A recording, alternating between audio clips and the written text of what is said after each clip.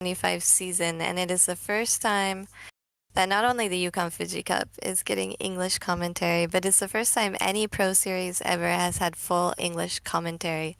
Huge milestone for our community. I am Jenn from the Japan Professional Mahjong League, and I am joined by Jeremy, who you will know as Tipzntrix. Hello, Hi, everybody. Jeremy. How are you doing? What's up? Pleased to be here. Up? Oh, that's us. Hey. Yeah, it's us. Ta-da! We're also going to be joined later by the WRC president, Gemma Sakamoto, and Arthur, who you know as Corak from the American Riichi Mahjong League broadcasts. Definitely some welcome voices to the scene, and familiar, I'm sure. Familiar, and also just really, really good at commentary. At least you and Corak are my favorite commentators ever, pretty much, for Mahjong. So it's very exciting for me to be able to join you on these broadcasts. Wow. The broadcasts, by the way, are sponsored by the World Reach Championship and the USPML, the US Professional Mahjong League, which is based in New York in the United States, mostly at Sparrow's Nest. I think maybe now completely at Sparrow's Nest. Which is a mahjong studio in Manhattan, which we visited one time last year, fully equipped with Slim Score, Ultima, and Rex 3 auto tables that you can rent for your own private games, and you can they also hold a number of leagues and tournaments. I think other groups also even rent the space for tournaments. Yeah. So never a shortage of excitement at Sparrow's Nest. One of the rare places for sure where you can get access to Japanese auto tables in the North America. Yeah, it kind of, I mean, it's basically like a Japanese mahjong parlor without the, I think they even do have kind of the free play. It's probably as close as you can get to Japanese mahjong parlor on the East Coast. WOC, I'm sure all of you know if you're here at this channel, is the World Reach Championship, the most prestigious and international mahjong tournament in the world. Held every 3 years. We started out in Paris, then went to Vegas. The most recent was in Vienna in 2022. Won by JPML pro Keiju Nara. Actually, they've all been won by JPML pros so far. We're working on getting some other maybe non-Japanese, possibly pros winning in the next few years. The next one will be in Tokyo in 2025, so that'll be a great chance. Lots of really strong players now in Europe and the US and Canada and South Yeah. America and all the places in the world. Okay. As a JPML pro, I guess that means you're in good company then. Maybe you'll be the next winner of the WRC. Yeah, I can dream. I am dreaming about that. I have played in every single one so far, so fourth time is a charm, maybe fifth time? Fourth time. Fourth Mm. time is a charm. But we are here to talk about and commentate on another tournament that you're participating in. Or I guess this one's actually really long, so we call it a league rather, right?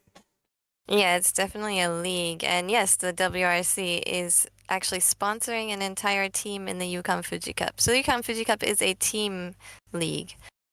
Each team has 30 games that they play.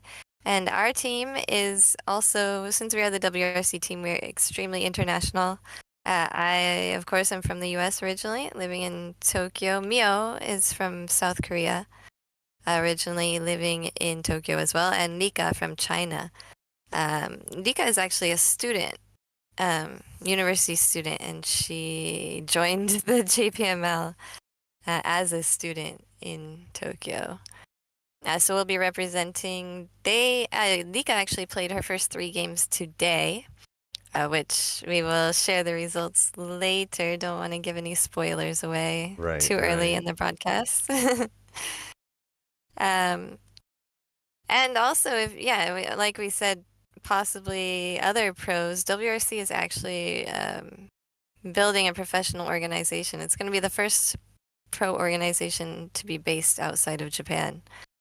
Until now, you had to be a member of a Japanese organization to be a professional. This will be the first time that you can actually be a professional without living in Japan or joining a Japanese organization. It's really exciting, and I'm helping a lot with it too. So keep your eye on that. Keep your ear on the beat. Your ear on the beat. But this tournament, I'm getting back to this tournament. There's 64 teams. It's huge. I know we have the World Reach Online Team League, which is way more teams than that, but this is all in person, which is 64 teams is just incredibly. It's the largest this tournament has ever been in history. It's been going on for years and years, like over a decade, almost 2 decades maybe. Each team is put into a group of 3 with 3 other teams. So there are 16 groups of 4. And like I said, 10 sessions, and 3 games are played in each session. So each team plays 30 games. You only play with the teams in your group. So the teams that we'll be watching today, they'll be playing with that same group for all 10 sessions. And then the top team from each group after those 10 sessions will move on to the team top 16. If the rest of your team isn't doing that great, there is also an individual ranking. So we'll check out the individual standings at the end of the broadcast tomorrow. The interesting thing about this tournament is there are 30 games for each team. And what was I gonna say? 3. So if you want to qualify for the individual finals, you have to play 10 games. But you can play more than 10. So if one of your teammates is not going to make the finals, but you got a shot at it, and you just need maybe 2 more first places to make it into the top, I think it's 30 or so that make it to the individual playoffs. You can actually take those 2 games away from your teammate and play them yourself to get some extra points. So it So sounds that's an like interesting aspect. Yeah, it sounds like you're a veteran to this cup and its format. This isn't your first rodeo here.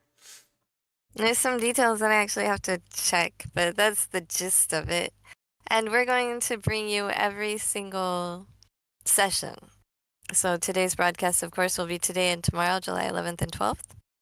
That's right. We'll also be broadcasting in August, September, October, and November has 3 sessions. So we're going to probably have to add some more commentators for that month. But of course, there's only one stream table since there's so many teams, so we won't have all the teams, but we will be giving you a standings update at the end of every broadcast.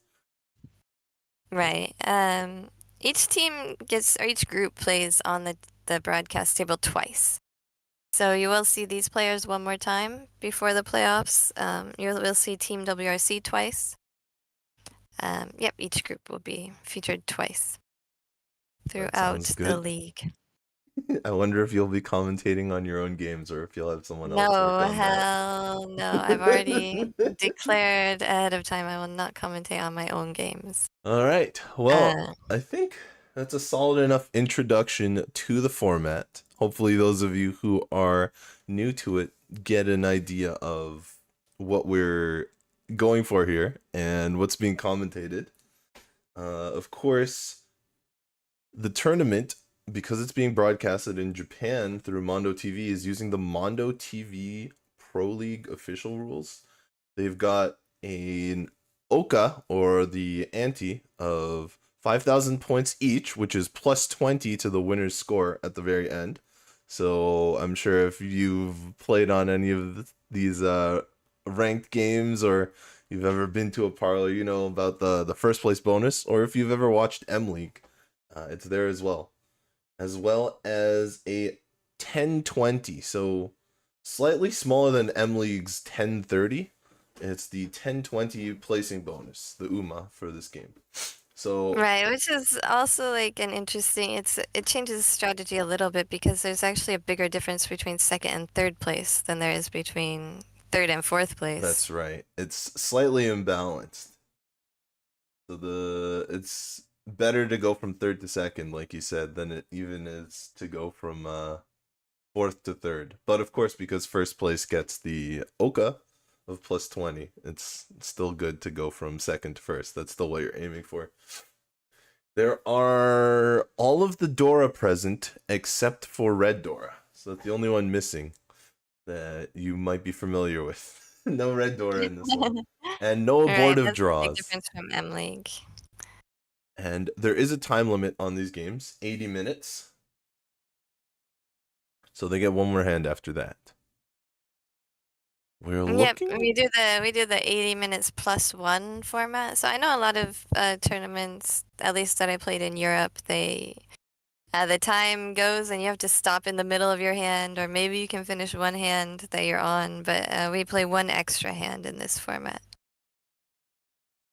after the time is called. That's right. So, Jenn, I think you might be a little more familiar with these places, being a resident of Japan. Who or what are these 4 teams that will be playing today?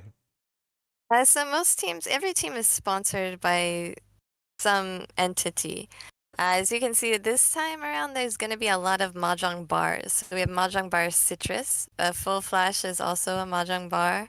And I think Firebird is also even a mahjong That's bar. right. Free Mahjong NikoNiko is actually mahjong parlor. I mean, traditionally it's been mahjong parlors or like Alban or Ronron who have sponsored teams, but there's a lot of mahjong bars popping up. And the interesting thing about mahjong bars is it doesn't mean you can always go to the bar and just play mahjong. Usually they're mahjong themed bars, so you go and hang out around mahjong decor, and then they'll have like tournaments for the regular players and staff, like maybe on weekends or. So a lot of these bars are actually owned by by women who will be playing in the league as well. Oh, interesting. Because I was about to ask that question because a lot of the parlors allow you to drink. So, what was the big difference? But you've already answered it. So the bars are bars first and mahjong second, whereas the parlors are mahjong first, and you can get some refreshments, alcoholic or not, as you play. Right, yeah. And usually there's a very limited selection at the mahjong parlors. I see. Yeah. And I think really what the broadcast wants to see here are the players for each of these teams. Right, there's a lot of new players. Unfortunately, I'm not. In this podcast, we didn't have time to actually go and interview each individual player, but we'll just go through their names real quick, and then maybe tomorrow or in the next broadcast, we'll have more details on each player. But Mayu Sugano is going to be representing Full Flash. Arisa Ishige is going to be representing the free mahjong parlor NikoNiko. Yuri Yuzuka will be the first dealer, and Haruka Nishizono will be in the north seat representing Firebird. That's right.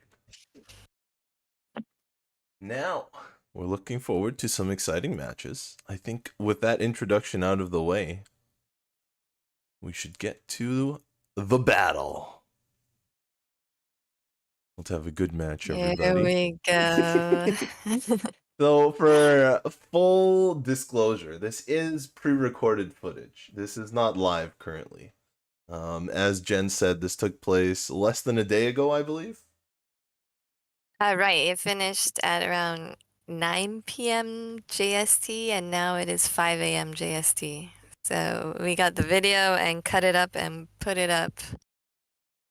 Basically, we're working hard to get this to you as soon as possible, but it's just not realistic to do simultaneous commentary in 2 languages for this event. And so we have Yuzuka here at the beginning. Hand is starting to shape up quite well.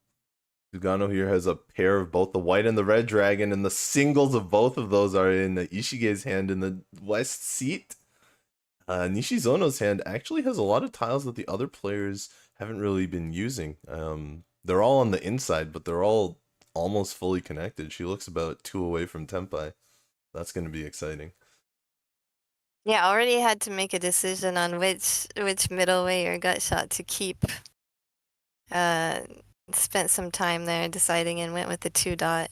Yeah, and here we see the call from Sugano. We've got the white dragon. Might see the red come out next, but maybe Ishige. Oh, no, it does come there out. There it is. And will she go for a half flush here? Or will she keep the open-ended? Oh, she'll knock over a tile from the It was not exposed, though. That's true, that's true. Ishige draws a nice inside weight there. Filling up the 7, 8, 9 shape in the cracks. And Nishizono just has such a good hand, it's hard to make a decision. Yeah. Everything is on the inside. Easy Tanyao hand, it looks like, but which direction does she want to go? Generally, with these hands, when each player is using a different set of tiles from the wall, they tend to go pretty quickly. So I'm actually kind of surprised we've even gotten this far. But we can see no player looks to be completely folding yet. They all seem to be going for their hand, but this is going to be a hard decision for Nishizono. Well, she's going to keep going, though. Got some aggressive play here on this table in the Yukan Fuji Cup. Group 1, first game. Sugano, since she went for the half flush, she's still 1 away from ready. Also 1 away for Ishige. Not really, no Yaku in her hand, though. She's going to have to reach whatever she gets. Yeah. Pretty much everyone is about 1 away, except for Yuzuka at this point, who's the dealer, so that's unfortunate. So, do you know where exactly this is taking place? So the broadcast table and also 3 other tables are played at the JPML studio. Oh, so that's exciting. In Natsumezaka, yep. And then all the other teams play at another parlor in the city. And so we all take turn. They're all rotated out. So sometimes we'll be playing at the studio, and you'll see the other tables in the background every now and then. That's pretty exciting. JPML yeah, you studio. can see them there in the background, people playing at other tables. Yeah, on the player cam in the bottom left, you can see all the other, not all the other tables, but 3 of the other tables going on right now. Sugano just drew the green dragon and is keeping it just in case she can get the small dragons. Gives up the 779 more efficient shape. Keeping just the individual green dragon right there, but she tempis and discards it. Toi Toi Hoitsu, and 2 dragons for a minimum Hanemon hand. That's a pretty big hand. This is going to be pretty interesting because I think that was only the second green dragon, so there was even a chance of dice on him. But seeing the green dragon come out, we've got a Riichi on the table now. The Nishizono reaches waiting for the 1-4 bam. But they are all held by Ishige. She's got 3 of each of them. Yeah, the game moves fast once people. Oh, the last 2 are in Yuzuka's hand. Let's see what She happens is here. still 2 away from readies. Tough decision. Reach on the board and a minimum Hanemon. She doesn't know it's Hanemon. She knows it's a minimum probably manga on hand.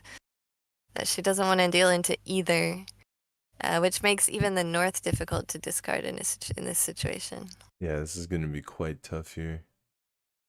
One hand makes the insides difficult, and one hand makes the outsides difficult. But she manages to get through. Possibility to change her weight here. She would lose Toy Toy. Sugano keeps on the straight path. That is a safe tile as well, the 4-pin.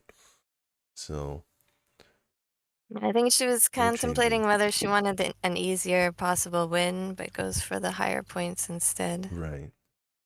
But also the 7-pin's not exactly safe against the Riichi. It is a Suji tile, but tough. Sometimes those deal in too.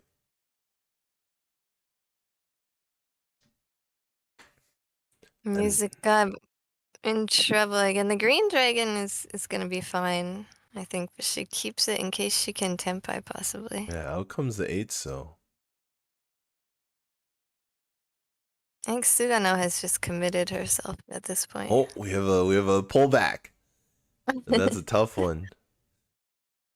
Generally, you'll see these aren't quite, like M League players in the most case. I don't think anyone here is playing in M League, right?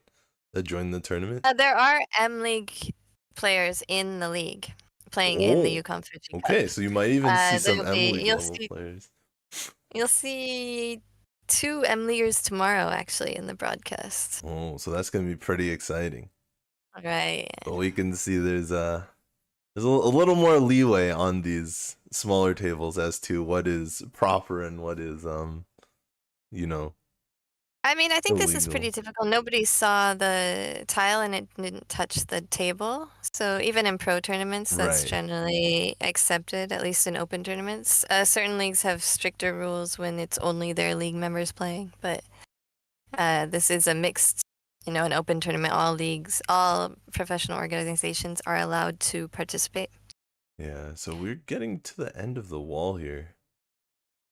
It's gonna be very Ishige could interesting. have a tempai, but does not want to discard the 8 dot.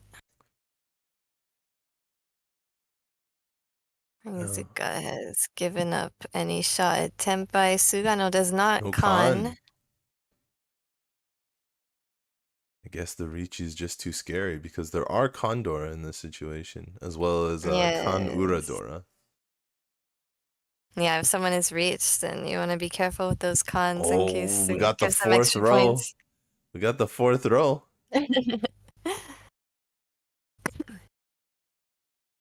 Oh, 3 so comes out. And 2 All tempai. right, and in these rules, the dealer always shows their hand first, or turns their hand down first for tempai or no ten, and then it goes in the order of seating.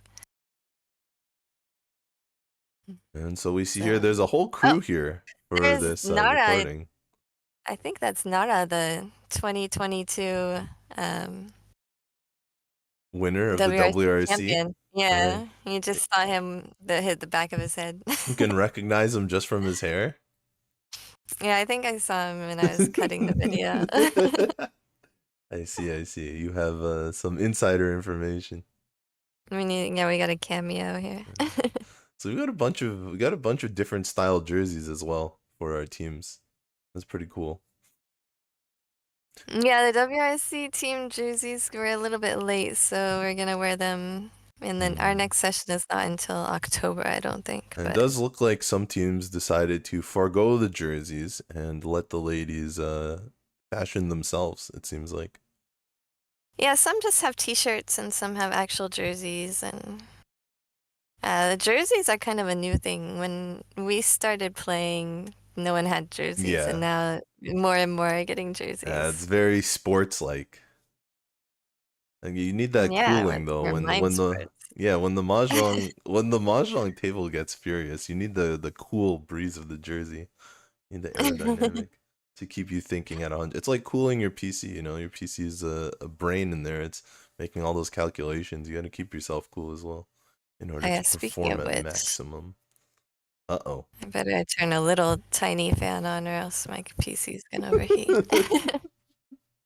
Okay, our dealer has moved to Sugano, who was unable to win her Hanemon hand the Yeah. previous.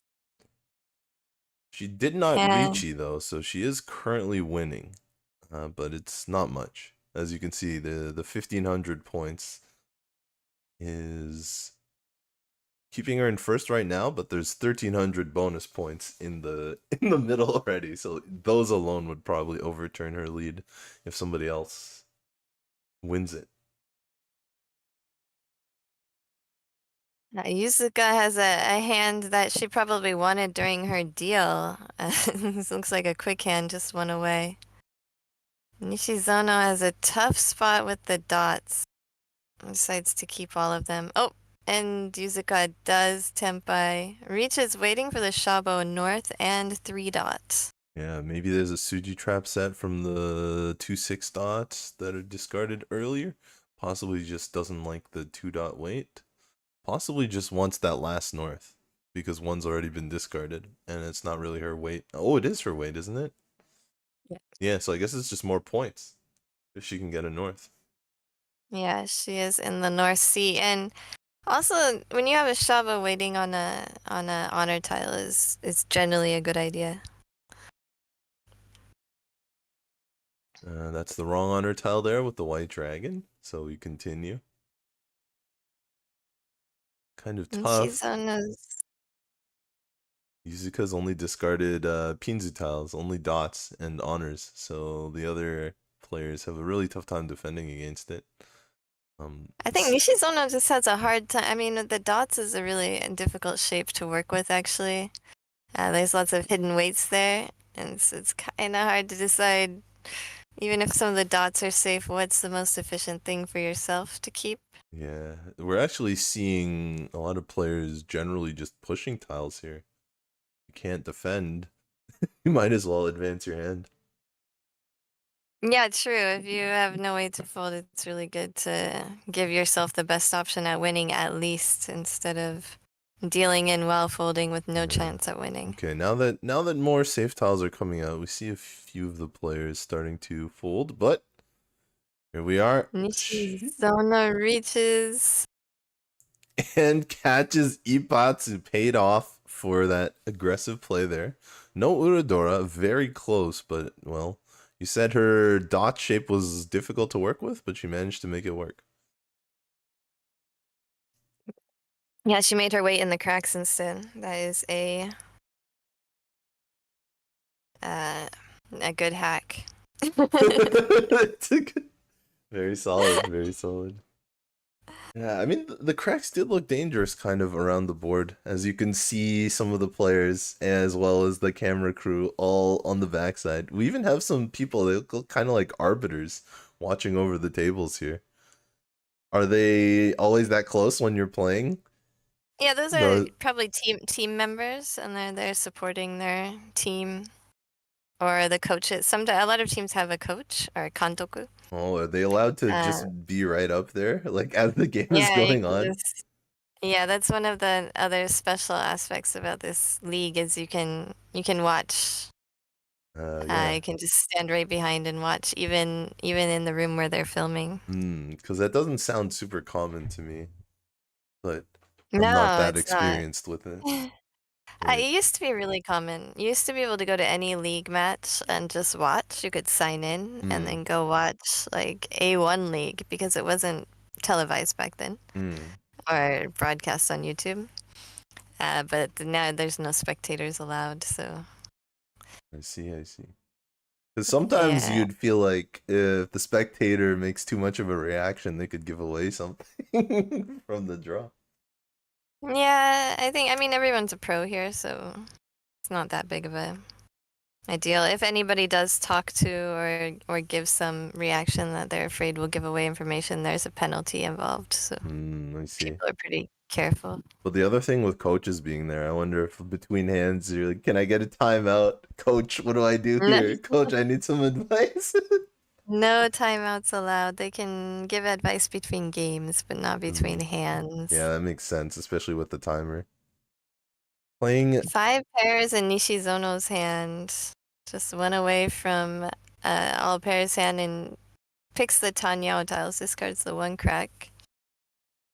yeah, Also some options to make a Mensu or a block hand as well. yeah, and an interesting 5-so discard there, discarding from a pair of 5-so in her hand. And this is where, look, there's a Yampeiko option here with Adora. That's right, the twin double sequences. The double double, as it would be. I like that double double. Yeah, the double double. And the mixed triples here, the 5-6-7 for Ishige. She's gonna stick to it, so she's actually gonna cut the 4-so right back.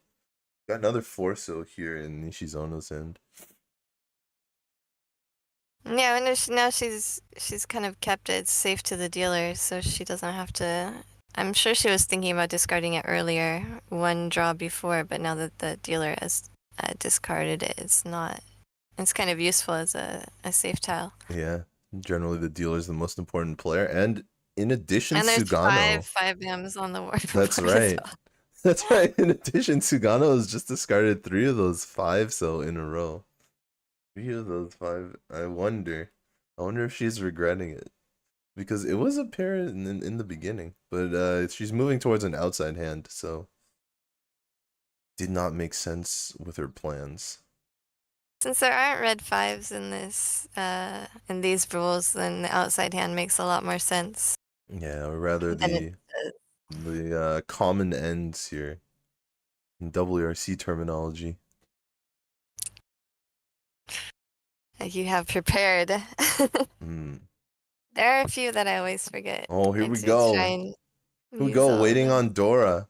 Opens the hand, so Rianpeiko or the double twin sequence is not possible. But I guess realizing that we're getting to the middle of the second row, the mid game catches the win here after the call. Not worth nearly as much as if it was closed. And not catching the second door, but a win is a win. The bonus points, the 1300, 1 Riichi stick, 1 Homba. Yep, 2,000 point hand with those bonuses, 3,300 puts her in first place, I believe. Not bad, not bad. It's a very interesting decision to make there. There's always the decision of speed versus value, because that could have easily been even a Haneman, 12,000 points. And she really only called 1 tile. She had some good weights, but it was her bad weight, the inside weight, that she called to get the best tempai. But of course, if you don't call and you miss all the tiles, doesn't matter if it was 12,000, you just lose. And somebody else gets points in that case. True. Nishizono will be the dealer this hand. That's right, we're quickly in East 4 here. Okay. This is the speed of That a was really fast. professional league. Yeah. How did that happen? That was so quick. Did we miss something? It's up to No, 35,000. She's almost up to 35,000. That is quite a quite a lot of points there. Now there was because the first hand was a draw, and then there was a did we miss something? Yeah, there's the first hand that was a draw. And I think there was, because I thought they had just won the points off the bonus. Hard to say. But we're in East 4 now. Nishizono's got 35,000. So definitely a solid lead here. Almost 10,000. Sugano in second. Yuzuka running it up. Oh, no. Ishige is in third. And Yuzuka is in fourth with 17,000. Got that Dora 8 so on the side for Nishizono. It's going to be interesting for sure. It's so tough to use. Yeah, it's very disconnected, and a lot of our other players have tiles near the 8 so there's going to be even less of them. But there's still enough. There's still enough 7s, 9s, and there's still 2 more copies of the 8 so Dora. There should be enough to maybe make it work. Also, 7 pairs is always an option here. We're already looking at 4 for Nishizono. I think she's trying thinking. to decide which direction to go in. Doesn't want to discard the Dora. White Dragon is, I guess she wants to keep it as a safe tile. It's not going to be something she can use in her hand with 3 on the board already. Can't be paired up right now, though. Here we go. Sugano pairs up the red dragon, although her hand doesn't quite look like 7 pairs. This is a quick reach. Yeah, Reed's waiting for a middle 3 crack. 3 mon. No specific Yaku, just reach. Okay, and it seems like we have some folding going from the other players, though, so single reach can be enough, because one of the cool things about Riichi is that you never really know how many points the Riichi hand has. It could be a bluff, or it could be worth a ton of points. And even when it is a quote-unquote bluff, in the rule sets with Urodora, even a bluff can be worth a lot of points if 2 or 3 Urodora are flipped over. True, and each of the players only has 1 Dora at this point, so, or 2 of the other players only have 1 Dora each at this point, so it's really impossible to tell how much well, now I said that Nishizono has 2 Dora. She's also the it's still dealer. hard to read. This could be a very interesting, what they call push-pull decision, whether you risk dealing in for your own points because your hand is worth a lot or it's fast, or you stay behind. Yeah, we can see Sugano here is also advancing. Maybe the 3-mon wait just not good enough here. Even Yuzuka is going in. She's in last place right now, so she has a lot of room to make up, even if her hand isn't that big. Oh, Dora comes out. No pawn. No pawn. Nishizono's gonna let it pass. Doesn't feel confident discarding the 6. A little bit conservative, but also now just 1 away from an all pairs hand as well. Yeah, that's true. Maybe that was the goal in the end. 7 pairs with a pair of Dora. Very sneaky. This is a very tough spot for Sugano here. You can see it in her face. Out comes the red dragon. I think that was fresh. I think there were none discarded, but she has 2, so it's a little bit safer. Comes and out. also it helps bring her hand down to 5 blocks so that she can have a little bit more flexibility with her own hand. That's right. And we see Yuzuka safe Senpai on the 7 so now. Discarding that east goes through. Where are these 3-mon? Where could they be? There's 1 here in Yuzuka's hand. She's using it for Tenpai.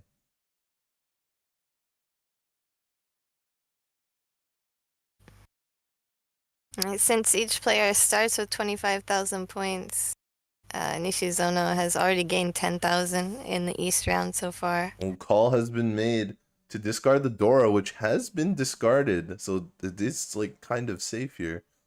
Okay, she's not going to go for the big points. Going to discard the Dora. After all, by missing the pawn on the first Dora, there are less of them available for her to win on. So she's also going to wait on the 7 so.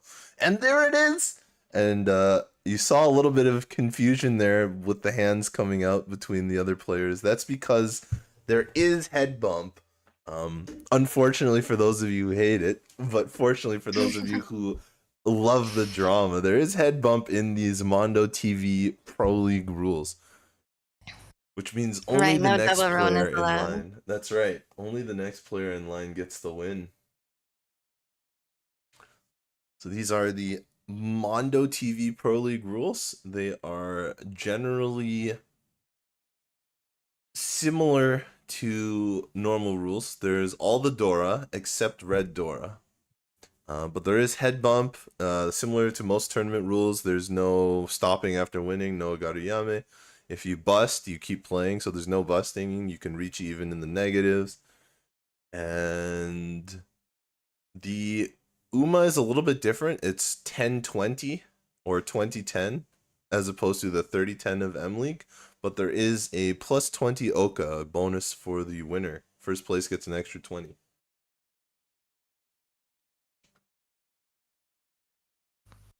And so we see the dealer keeping her deal here by head bumping head bumping Yuzuka. Unfortunately, Yuzuka is still in last. The deal in from Ishige was not enough to push her in last. So Yuzuka both gets head bumped, and the hand wasn't big enough for her to go up into third.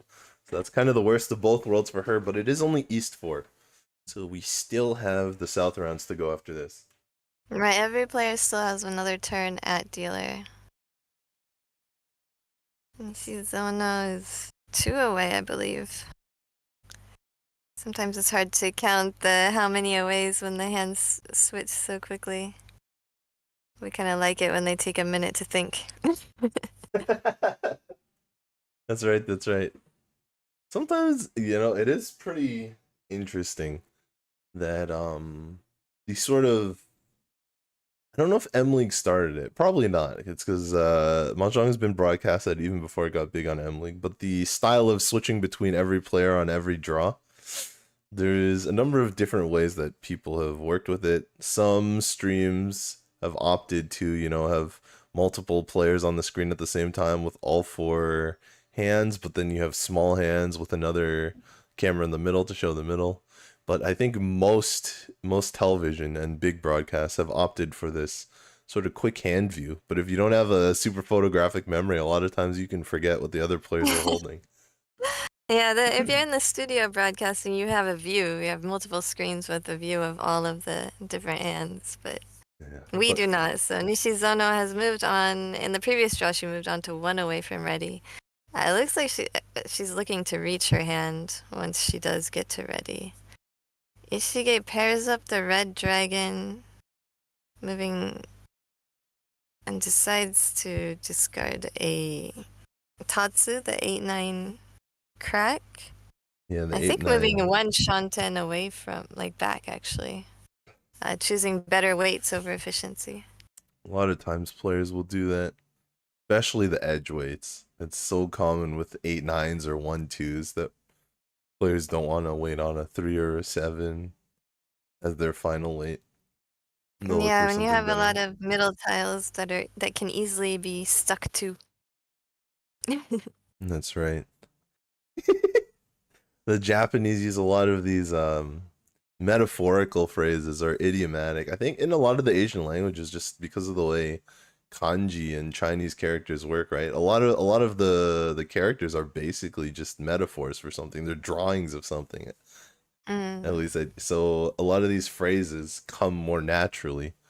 Where they're like sticking tiles, and you say my tile's not sticky, what do you mean? But they mean like a lot of tiles around, like if you have a 5, there's a lot more 3, 4, 5, 6, 7 will stick, whereas a 9 you can only really get 8, 9, and sometimes kind of a 7. And of course the honors only stick to themselves, so they're a little bit rubbery. I mean, to be fair, the white dragon does kind of look like an eraser. It's been called a lot of things. Soap in North America.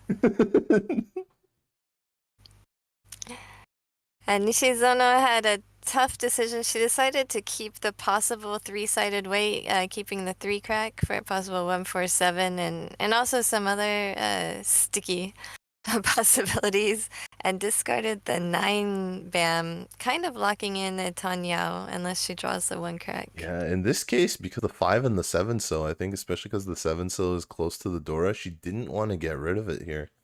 There could be other reasons as well, but she chooses not to go back, not to move away from Tenpai or go back in Shanten, and she chooses to stay 1 away. And here's a chance for 5, 6, 7 mixed triples, 5, 6, 7 Sanchoku. Probably have to be a 2-mon discard here, I think, in order to make it work. Could also just discard the 5 pin now and say I'm locked in on 5, 6, 7. But she's got some tough decisions. Not that they're bad, because this is not that she's in a bad spot. She just has difficult decisions. How do I want to win 12,000 points here, 18,000 points? Oh, the 6-pin, but she can't call it. You can only chi from the player to the left of you. But I'm pretty sure most of our viewers know that much about Mahjong. Ishige got spooked by something. She just decided to completely fold her hand already. Yeah, I think Even though no other players are tempai at this point, or even one away. you know actually. when the dealer takes a whole minute on a turn and then cuts a completely fresh tile, a shonpai, I think that can spook a lot of people. That's something that comes with live mahjong a little bit more, right? But reading the actual movements, the actual maneuvers of the players, their expressions, their gestures. Sugano reaches with a 1-2-3 mixed sequence. Yeah, this is huge. I think it's a Locked 2-5 in pin weight, Kinfu. so it's also pin. Yep. That's right. So we got the 6-pin, and we have. Oh, has she drawn a tile yet? I don't think she's drawn a tile. I think She hadn't drawn the tile. That's a really long wait. thinking about whether it's a chi or not. Kind of makes it obvious, I think, when you wait that long, because you're not trying to make it obvious that you know that players know where your weight is, because she probably wants that tile, but it's also the Riichi just came out. Yeah, the 5 dot. She'd have to discard the 5 dot, even though she would have a locked in Tanyo and Sanshoku mixed sequences. And as dealer, even though it's only worth 2,900 points, it would also guarantee, if she didn't deal in, that she could continue her turn at dealer, whether she won the hand or not. Of course, the 5 dot would deal in, so it was a good decision to not chi that. Yeah, but this is a really big hand here. Really big hand currently on the Riichi. This is not one of those bluff hands. This is a killer. Especially without Red Dora, a Mangan is worth quite a pretty penny. Yuzuka was trying to make a flush and just got stuck with also the same 5 dot. Everybody holding on to the winning tile. It's kind of tough for Sugano. It doesn't look like there are many of her tiles left in the wall. I haven't been counting exactly, but I don't think there are any more 5-pin left. I don't think any more 5 dot. And she has one of the 2 dot. I can see one of them on the board, so maybe there's a couple 2 dot left in the wall. I think there are 2 dots left. Yeah, it looks like 2 left. Yeah, Sumo would be Reach. Sumo would still only be 5 Han, but 1 Uradora would change that.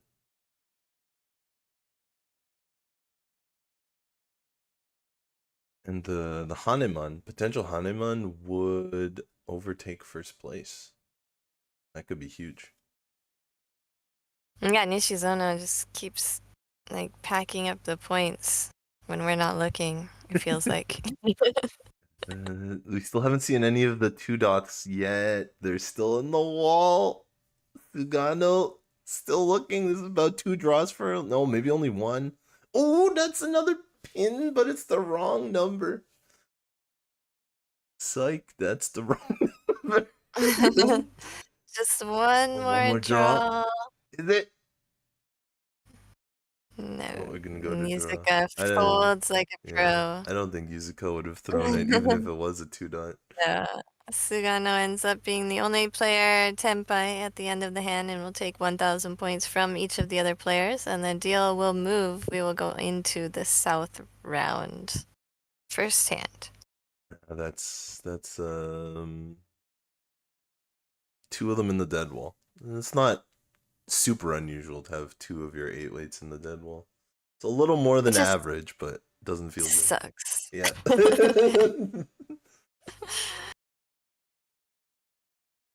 Off we go into the south round. This is where it all comes together. This is where the positions are sort of more solidified and everyone's got a game plan. And Yuzuka's got a game plan with 4 pairs in the dealer spot, but could go for Tanya. The Dora now is the white dragon. So we see Ishige's got a white dragon. Only 1 though. I think that's the only one currently in anyone's hand. So still a lot of Dora in the wall. We'll see whether Ishige plays to get them, because she's third, but she's only just barely third, so she could use a lot of points. Or whether she moves quickly. And because her hand is so bad, I think she's going to be holding on to the Dora.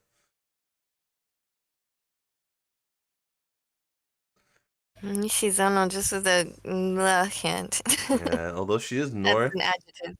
She is north, so I think she'd be okay with like a fast one-on hand. Okay, Sugano picks up the second Dora. Only one copy in her hand, but the second Dora out of the wall.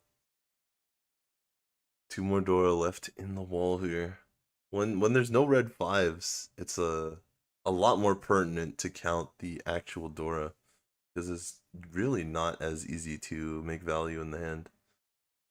Especially the honors are the honor Doras are so hard to use. You need to pair it up, and then you need to find another Yaku because it's not likely someone's gonna let you pull, and especially in a game like this.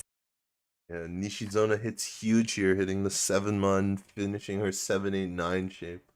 So she's in good position to keep pushing her lead together. That could be an extra pair, but she doesn't want it. I wonder if she'll call north if it comes out. It'll be interesting to see. It's a completed shape for Sugano. Still holding on to that single Dora. Ishige, same choice. Still holding on to the single Dora. Two more left in the wall. We'll see who draws a big draw. Big draw for Nishizono here. Nishizono's hand has really come along from my description a few minutes I ago. mean, it's still not Pinfu. It's one away, but the weights aren't that great. And if she ends up using North as pair, which I think she will, because I believe I see a North in Sugano's discard that was not called. Kind of Yuzuka has 6 blocks here, trying to decide where she decides to keep the 6 blocks, discard the 4 crack. I imagine the side weight, the 1-2 dot side weight, will come out soon as well. definitely possible. We have a 3-mon here, not super useful. It's gonna get discarded. Interesting. Right here. There we go. Yeah. The 1-2. I told you. Going. I mean, it's a pretty obvious Tanyao hand there at that point. This dealer, this could be a really big dealer hand, but she needs a couple more good draws. Well, I guess she needs one more good draw to be Tenpai, and then another one to win big, or to get someone to deal in. This is a turning point. Really touches the Dora, throws it. It comes out.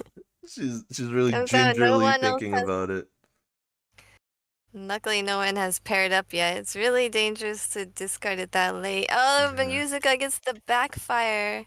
Yeah, she's gonna keep it here though. Very interesting. I guess just for efficiency. Will Sugano take this opportunity to also remove Dora? She will. No con. And Ishige keeps the 6, 7, 7, 8-mon shape here. Paired up the 3, so this is a chance to, I guess, remove the Norse and go for Pinfu. If she can fill in the 4-pin before the 4-7 open-ended. No, in fact, is gonna go for the Shampon weight because North is her Yaku. This allows her to call North for Tenpai. We'll have the Yaku, we'll have the North. Not worth much, but she is in first place, so she does get rewarded for advancing. And this is a very interesting spot for Yuzuka. It's very late in the hand to be going for all triplets or 4 concealed triplets Suanko, the Yakumon, but it is worth so much. Definitely have to think about it a little bit. Yeah, it's a tough. I think discarding the 3 dot gives her the most options there. She takes it, and she can still get all pairs even. Yeah. And she can call anything for Tanya. Sugano's super upset about drawing the pair of Dora just one turn late after having discarded it. We've got a Riichi only, it looks like, here from Ishige. Trying to... Waiting for the 2 crack. After she sees 2 Dora come out, she decides to slam it. Yeah, firing it away. Yuzuka keeps getting, like, tiles that look good, but just don't really help her hand at all. Okay, gonna go with the 6 so. That's the, I believe it's middle Suji to the 3 and the 9 so from the Riichi player. Ishige, and no she's dice. got 2, so she can discard 2 of them in a row. Oh, Ishige's tile! Nishizono, if she keeps pushing forward, she'll deal in here. Not gonna do it. 3 cell comes out. A completely safe tile. Genbutsu. Okay. Yuzuka's still pushing though. 4 cell out. Sugano. Riichi player has no choice. Ishige with the 5-mon. And Nishizono with another 3 so. 7 so. This is very interesting. Sugano almost looks tenpai, but it's actually not a tenpai hand there. Takes a little bit. There's actually a triplet and not a pair in her hand. Nishizono kind of stuck and just goes with the Genbutsu 5 crack. 1 so comes out for Yuzuka.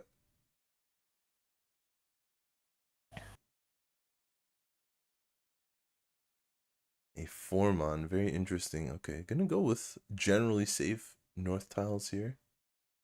Nishizono could still get tenpai, but we are running out of tiles to do it with.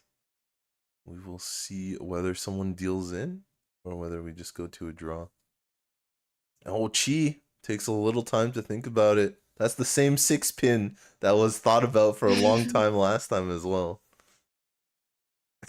Yuzuka just can't catch a break on her deal. 7 souls gonna Sugano come out. also just won away from ready. Yeah. Right. Yeah, Sugano is the hand that looked like maybe it was tenpai, but it wasn't quite. This is interesting. A chance to change her weight. Not sure. Did this weight have Yaku in it? I don't know if it does. I think she can get Tanyao now with a 9-mon discard. Maybe that's what she's thinking about. It's not tenpai though. That's It still went true. away. Yeah, She that's right. discards the 9. Yeah, we are Well, running near the should- end.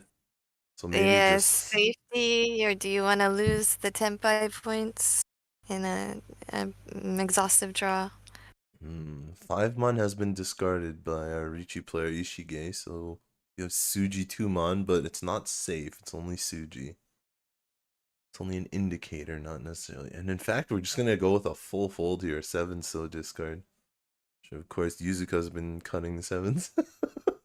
Sugano also cutting 7 so that's been a 2-mon comes out, and in fact, Suji is not safe here. No Ura though, so a small win, but it does stop Yuzuka's dealer turn. Yeah, 1,300 points. Looks like they gotta make a change.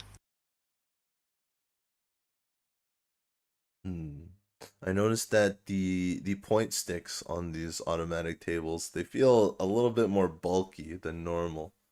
It's because they have some tech in them that allows the scoring to be done automatically. You can see as the camera goes to each player when this hand begins, you'll see each of them has their own little display of their scores, so you don't have to worry about counting it or asking other players.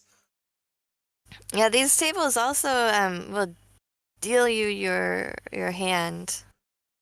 You don't actually have to take each of the starting tiles, but a lot of pro organizations actually prefer to not use the automatic haipai or the automatic dealt hands.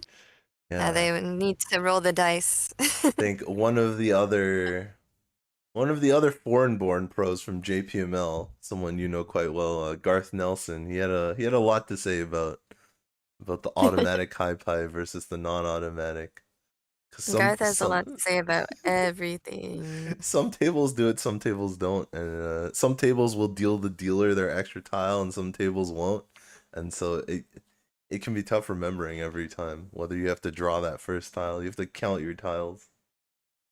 That's true. Ishige has 1, 2, 3, 4 pairs. One of them is actually a triple. Lots of options there to make the hand really expensive. And Nishizono here has a lot of dot tiles, a lot of pinzu. Could maybe go for a flush. Oh, Ishige tripling up another set. Could see. Sugano has already called something. What did Sugano call? I didn't see it actually. That's one of the downsides of the really close hand cam is it does not reveal the calls on the side. So maybe she's going for a half flush though. It seems like that's her path here. Yeah, there's no angle that will show us that when we're explaining other aspects of the game, sometimes we'll miss that. I think Sugano said, I believe she said it was her first time playing in Yukan Fuji. I will double check that later, but a lot of these players have never even played on a broadcast table before, so it can be extremely nerve-wracking. You said you have a new student as well, a new player to the JPML on your team. So you have to be the wizened veteran. You have to be the Actually, Mika has played on a broadcast table because she did make I think the best 16 for one of the tournaments restricted to people under a certain age well, that so I'm too that's old pretty for. cool. So that is And pretty so cool. she might be teaching me how to play on broadcast So tables. she's not a complete rookie. I'm sure you've played on broadcast tables. In fact, I've seen you on broadcast tables I before. have, yes, I did play on one last month as well. Yeah, even just last month, Jen's trying to trick us here. Either that or she has really bad short-term memory. Not sure which. Maybe both. It doesn't have to pigeonhole me. Hmm.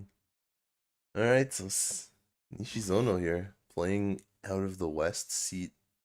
I think we have the Manzu half flush from Sugano facing off Right. against the Pinzu flush of Nishizono, facing off against Suanko one away.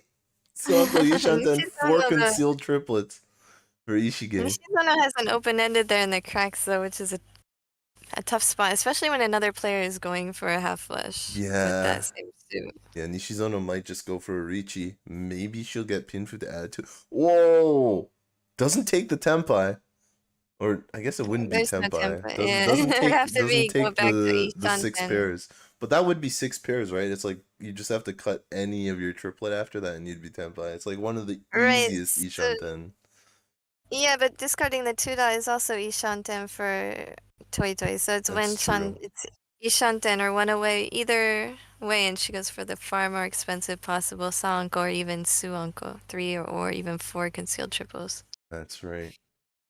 So we're looking at a very interesting match here. That gives her a lot more options to Tempai. Of course, they wouldn't be quite as valuable.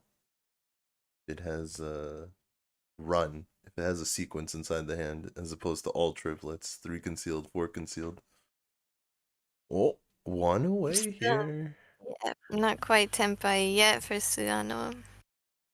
I hope that Ishige understands that we all want to see her win the Yakuman. You'll have to time travel to tell her that in the past. I actually I did cut the episodes, but I did not do spoil alerts to myself, so I don't know exactly what happens here. You heard it. That means the reactions are real. We're not staging anything. We're not pulling clickbait content farm reactions. Nishizono, Oh, I thought Tenpai! for a while. Oh, Sugano waiting for the Tenpai! 2 crack and the West shovel. Wait, This could be. Ishige kind of sensing that Tenpai possibly, and Yeah. also being cautious of the flush to her right as well, the dot flush. Oh, Yuzuka won away. She might be the dark horse in this hand, but she might actually be able to take it down. It looks like she'll be able to discard safe tiles to get Tenpai if she makes it there. Her weights are pretty bad, though. I wonder if she would reach. Scary board here. Yeah, definitely thinking about it. She does have one Dora in hand, although now she has an extra Manzu no matter which way she goes. Could be An very extra Monzen, dangerous. an extra Pinzu, an extra crack, extra That's dot. right. And both scary to the board. Oh, chance to change the weight. You gotta spending some time reading this. Easily can be a 1 4-mon weight. But what other options does she have? Think. Okay, going to cut the 2 here. The 1 Yeah, 4-mon still weight. a 1-4 weight. Maybe hoping that discarding the 2 will help other people and or encourage other people to discard the 1. Yeah, in fact, there's one person right here who definitely might be discarding a 1 or a 2. I wonder where the West tiles are, because I guess she decided the West weight wasn't worth it. But I think they're still in the wall, actually. Unless I missed. Oh, we kind of get a fold here from Ishige, not going for the big money. She can Nishizono still, also in the yeah, in the hole here, especially with that 9-mon discard. That's a pretty recent. Nishizono in first place doesn't need to take a risk here. That's right. Out comes the North. Safe. Out comes the 2-mon. Because that's been discarded by the only 2-player Sugano here. Ooh. That's interesting. I don't think it's quite Tempai. Still 1 away, but still very dangerous tiles. Anyway, dangerous tiles, but also widens her, makes her hand a little bit more flexible. That's right. For the end, 1, 2, 3, 4, 5, 6. There's just one more or 2 more draws total. Nishizono with a 9-pin, and so Yuzuka can also discard 9-pin safely. We got a 3-pin to come out. That was a very fast discard of the 3-pin, but actually, I think it was a little bit scary. It was the white dragon that she pulled that we missed. So she- Sugano will stay dealer for one more hand at least. That's right. Here we are. Yeah, all tables in this league are played. I'm sorry, all tables. I have no idea how to make the sentence I'm trying to make. Every single team and player plays on automatic tables for all matches in this league. Yeah, they're pretty ubiquitous in Japan, right? You were telling me stories about players who didn't want to play unless there's an automatic table. They have that luxury in Japan. Oh yeah, even 20 years ago, when I tried to organize a ski trip, where we would play with my mahjong club, they were like, "Nah, if there's not auto tables, I'm not going." And those aren't even professionals, right? Or maybe they were. No, but... we were all college students. Yeah. So even the amateurs don't want to play unless there's an automatic table to help them. Yeah, I mean, it's so easy to just go, down the street and there's a parlor that you can rent a table at. So I think I've only played at home twice in Japan, maybe 3 times in 20 years. Yeah. Well, this is a really good draw for Nishizono. She had essentially a very nice hand, 2 away with a lot of different shapes. Now she's 1 away. She's got that really good 8-mon pair on the end of a 3, 4, 5, 6, 7.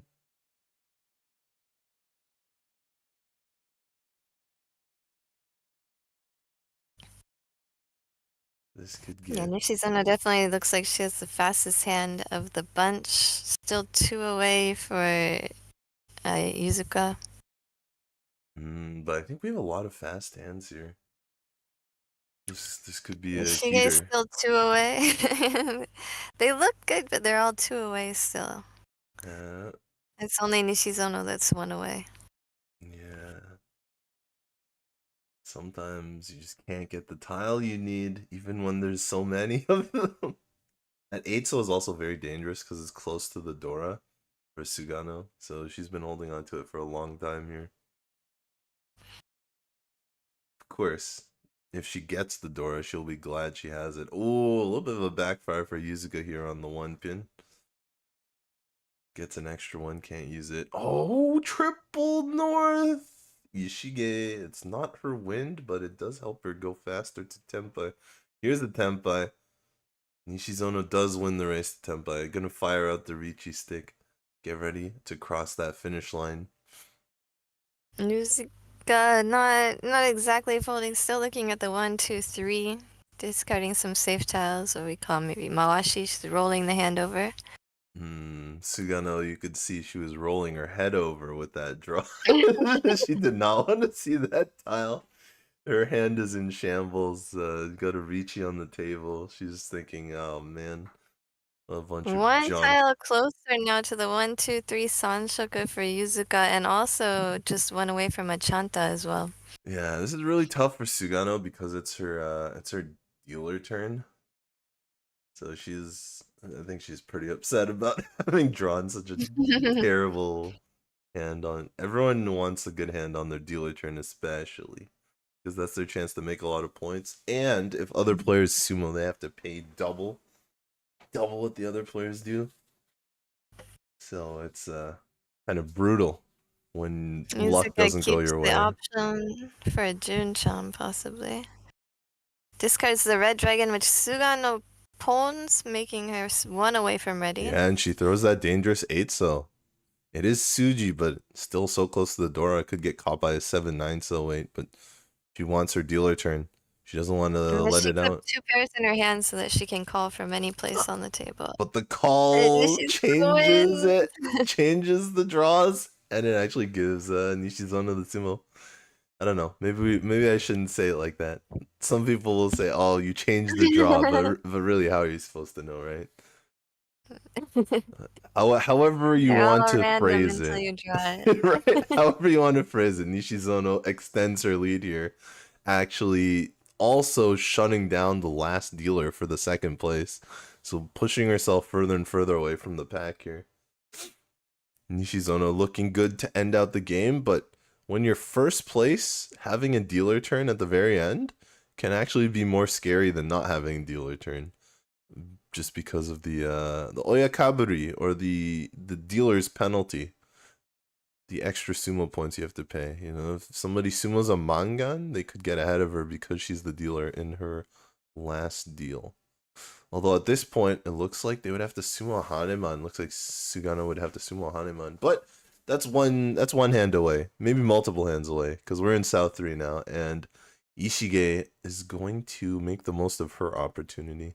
Yuzuka also not a terrible hand here, not a great hand, but something that she can maybe use to claw 3rd place in. Sugano looks like a really good hand. I saw a pair of South, and South is the round of the win. She's not sitting South, but a pair of South would be really nice for her. Maybe even get a half flush off of that. Yeah, the dealer is Ishige, looking to get out of 3rd place. Somehow. Probably not a half flush anyway. with that fill of the 3-4-5, but maybe just a quick Riichi. It's got a Dora potential for South. This could easily be a Mangan for Sugano, which would be about halfway to 1st place. And a Mangan would get her clearly out of last place and into 3rd place, and possibly into 2nd place, depending on where she won where she wins it from. But Sugano's hand as well is looking at a very nice Mangan potential here. Oh wait, I was talking about Yuzuka. Yeah, talking about Sugano. Yuzuka needs a little bit more. Yuzuka could get a Mangan here, but her hand is a little bit slower. I just disclaimer that I haven't slept because I was working on this thing. So I was talking about if Yuzuka got a Mangan, but you were talking about Sugano. Yeah, Yuzuka might be able to hit like a 5-6-7 or a 6-7-8 mixed triples here. And that could be her chance at a Mangan. Sugano 1 away. Doesn't quite have the Mangan on lock, even if she reaches. She would probably need like Sumo and South to hit Mangan. But definitely a possibility. And of course, Nishizono had just pulled that Dora 2 turns ago, swapping it for the 1 pin. Swap the 4 for the 1. Easy upgrade for value. And Yuzuka going to cut from the bulging shape in the middle, the 3-4-4-5. Or sorry, the 6-7-7-8. And out comes the 7 cell. So she's going to keep her 6 blocks, it looks like. 1, 2, 3, 4. I guess it is only 5 blocks. East is not really... Oh, no, sorry. This is Nishizono's hand. Here we are back to Yuzuka, who does indeed have 6 blocks. They're just cutting a lot faster now. We're going to keep up. Yuzuka, 1 away from Pinfu ready hand. Out comes the 3 cell from Sugano. And a 2 cell into Ishige's hand, filling up a really good shape. Ishige, I think, is 1 away. Nishizono still 2 or 3 away here. I think it's 2. Looks like 3 to me. Yeah. Oh, no, it's 2. Once she discards, it's 2. Out comes the 5 cell. Yeah, you count the shanten after the player discards, so when you only have 13 tiles, that's when you count the shanten. It's not when they have 14 tiles. If anybody in the chat needs to learn how to count. But when you have 14 tiles, that's when you have to make your decision. True. Okay, we got a pair of East here. I mean, it's not the round win anymore. It's kind of moving back to 6 blocks as well. But it's kind of weird. Sugano has been holding on to this East for a long time as well, as a sort of safe tile. If Nishizono was able to get Tempai with it, could be very sneaky weight. But yeah, Nishizono holding 6 blocks now. Yuzuka fills up the open end, and now Huge she's ready with Tempai. a 3-sided weight. Oh, she must have been thinking a little bit about whether she could go for Sanchoku, mixed triples, but don't think it's gonna And I happen. think also there was a Dora upgrade that she probably was thinking Ishige about. Tempai as well, but it deals in Ippatsu!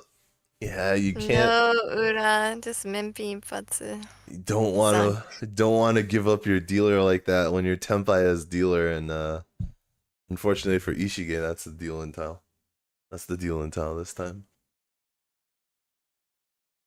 We'll go into South 4, the players checking their points to see how much they need to move up a place or 2 or 3. All last, very important. Game could be over after this hand.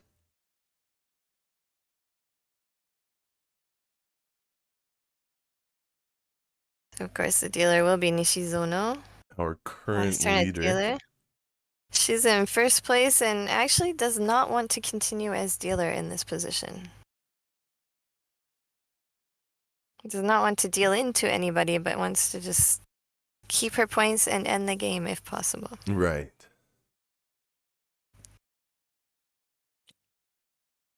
Of course, because of that 20-point Oka, the 20 extra points for first place on top of the 10-20 Uma, Sugano would want to get first place a lot. She's very incentivized to get it if she can, but even Mangan Sumo is not going to do it here. She needs Haneman Sumo. Or a Mangan direct hit off of Nishizono. Mangan direct, it would be just barely enough, I think, That's right? right. 16, Yes. just under 16,000 point difference. Yeah, okay. But I mean, Sugano's building a hand. That could be a Haneman, especially closed, and especially she is in the Dora suit, her half flush of Manzu. The Dora being the 7-man right now. She is in the suit to make this hand a monster. And she's Zono thinking about how she wants to proceed. Got the Not call really, yeah, not wanting to feed in like that. But maybe, I mean, maybe she's happy if Sugano gets a cheaper hand, so she calls the tiles. I think it's a little bit obvious what Sugano's going for here. Across the table, you can see the 2-so discard, the 5-so discard, the dots. And with the call of the 9-man, I think it's pretty obvious what she's going for. But not so obvious is that she already has a pair of Dora in her hand. I think players will definitely be on the lookout for it. In fact, she's done a very interesting maneuver here. She's put the 1 and 3-man on the side of her hand. So if she ever has to chi the 2-man, she doesn't like pick it out from 2 different places, making it obvious that she has a 2-man in her hand. Just very, I should definitely learn from that. Yeah, it's one of those tricks you don't learn when you play online a lot, because you can just leave your hand sorted. But if she cheese 2-man here, she can just pick the 1-3 without leaving any weird looking single tiles in her hand. Yuzuka looks like she won't be able to get anything except for Tanya and maybe. She's actually gonna cut the extra 3. She's gonna keep the extra green dragon here. Interesting. For safety later on. So we can see a green dragon has already been discarded. Maybe she's thinking about pair waiting on a green dragon, but I don't see how that would happen. This is pair number 4 for Nishizono.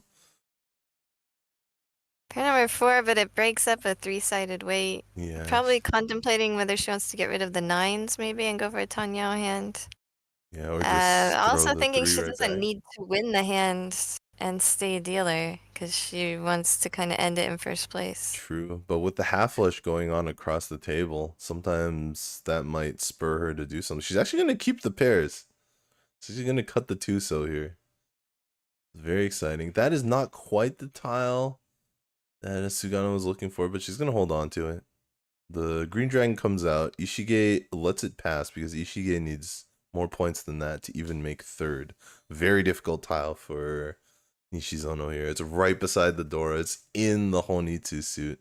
And in fact, that's probably going to make her leave the hand here. She's probably going to fold on this one.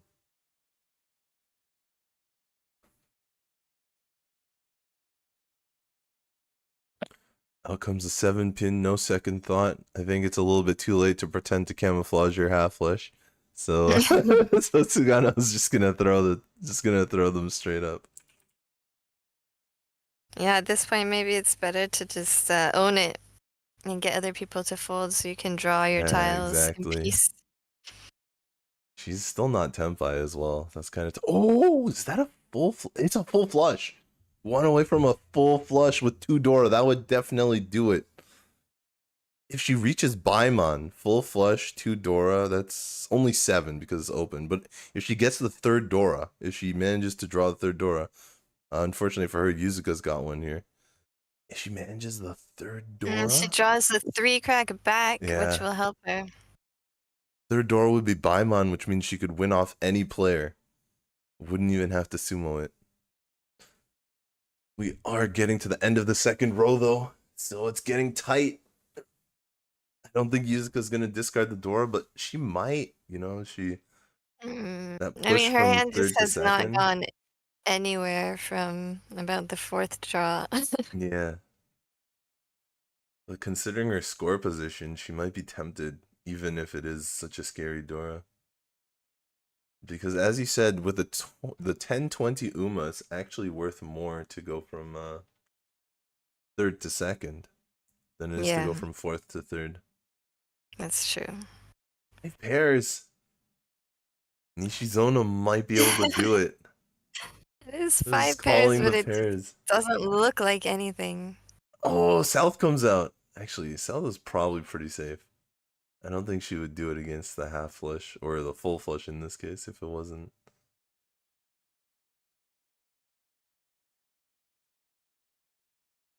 Yeah, and Ishige has put a tile to her Dora, a 9-mon to go with the 7-mon. So there's no Dora left. So no more Baimon opportunity for Sugano unless Yuzuka decides to push with the Dora. I guess Toy is also an option. All triplets. Probably won't happen, but it is there as maybe another way to reach Paimon. White Dragon comes out. That's the 4th copy, so very safe there. Oh, even Yuzuka connects on the Dora, so no reason for her to Finally discard gets it. Dora. Finally one away from ready instead of the eternal 2 away that she had been facing. Yeah, I think both 2-mon and 4-mon are pretty dangerous, though I think Sugano has only discarded a 3-mon. That's pretty scary. Nobody wants to deal in an all last. That gives them no more chances to come back there.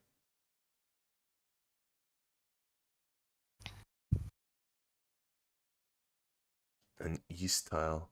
Definitely have to think about that one a little bit. 2 of them are on the board. Gonna go with it. Safe. Zuka gets another good looking but useless tile. Sugano just Connects, throwing but tiles. just doesn't need it. Just picking and throwing, picking and throwing it. Out comes the green dragon. That one's pretty safe. Oh! Pair number 6!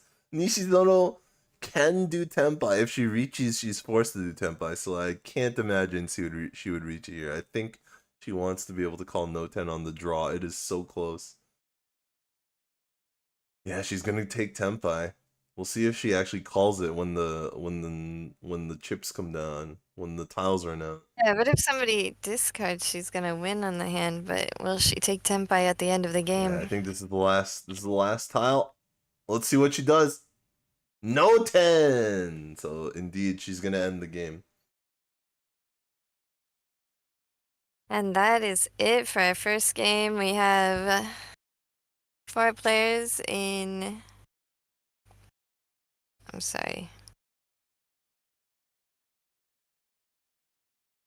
I can't see the players. I can see Yeah. one. This is the end of the first Sugano got game third? broadcast.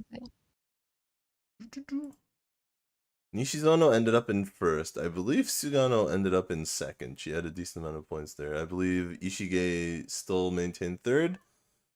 And Yuzuka ended fourth on that one. Of course, we'll have the full standings at the end of the stream for those of you who are following the league. It'll all be there Yes. for Oh, you I at gotta the get end of the stream. my stuff. You Yeah, got some that's stuff? you know, my first time on a broadcast table, I actually I was in first place and I didn't put my hand down in no 10. Okay. And You wanted more Tsuda points? Kosho, yeah, Kosho Tsuda was there, and he said, "Why didn't you just put your hand down?" And I foolishly said, "Well, that would ruin my flow." And he said, "Wow, that's deep." And I couldn't tell how serious he was. I will never forget that. I think I'd been playing Mahjong for like maybe 2 years. Well, you don't want to ruin your flow, that's for sure. You gotta No, get they those got me to the wins. final table in that tournament, so it was Yeah. good. We'll see if Nishizono, Haruka Nishizono here, taking the more logical route. We'll see if it leads her to the final table or if her flow kind of gets cut there because of Yep, taking the win now. I think we're going to take a quick break and then I will be replaced by Gemma Sakamoto for game number 2. And I'll see you guys again back in game number 3 with Corak. All right. Well, as she said, she needs to get a little bit of rest. It's been a long day for I her. need a break. She's on the Japanese time zone right now, so it's really early in the morning. Really early, yes. But Right. I'll be watching game 2 as well and in the chat. Woohoo. All right. Okay. So we will see you guys in a couple minutes. Don't go too far.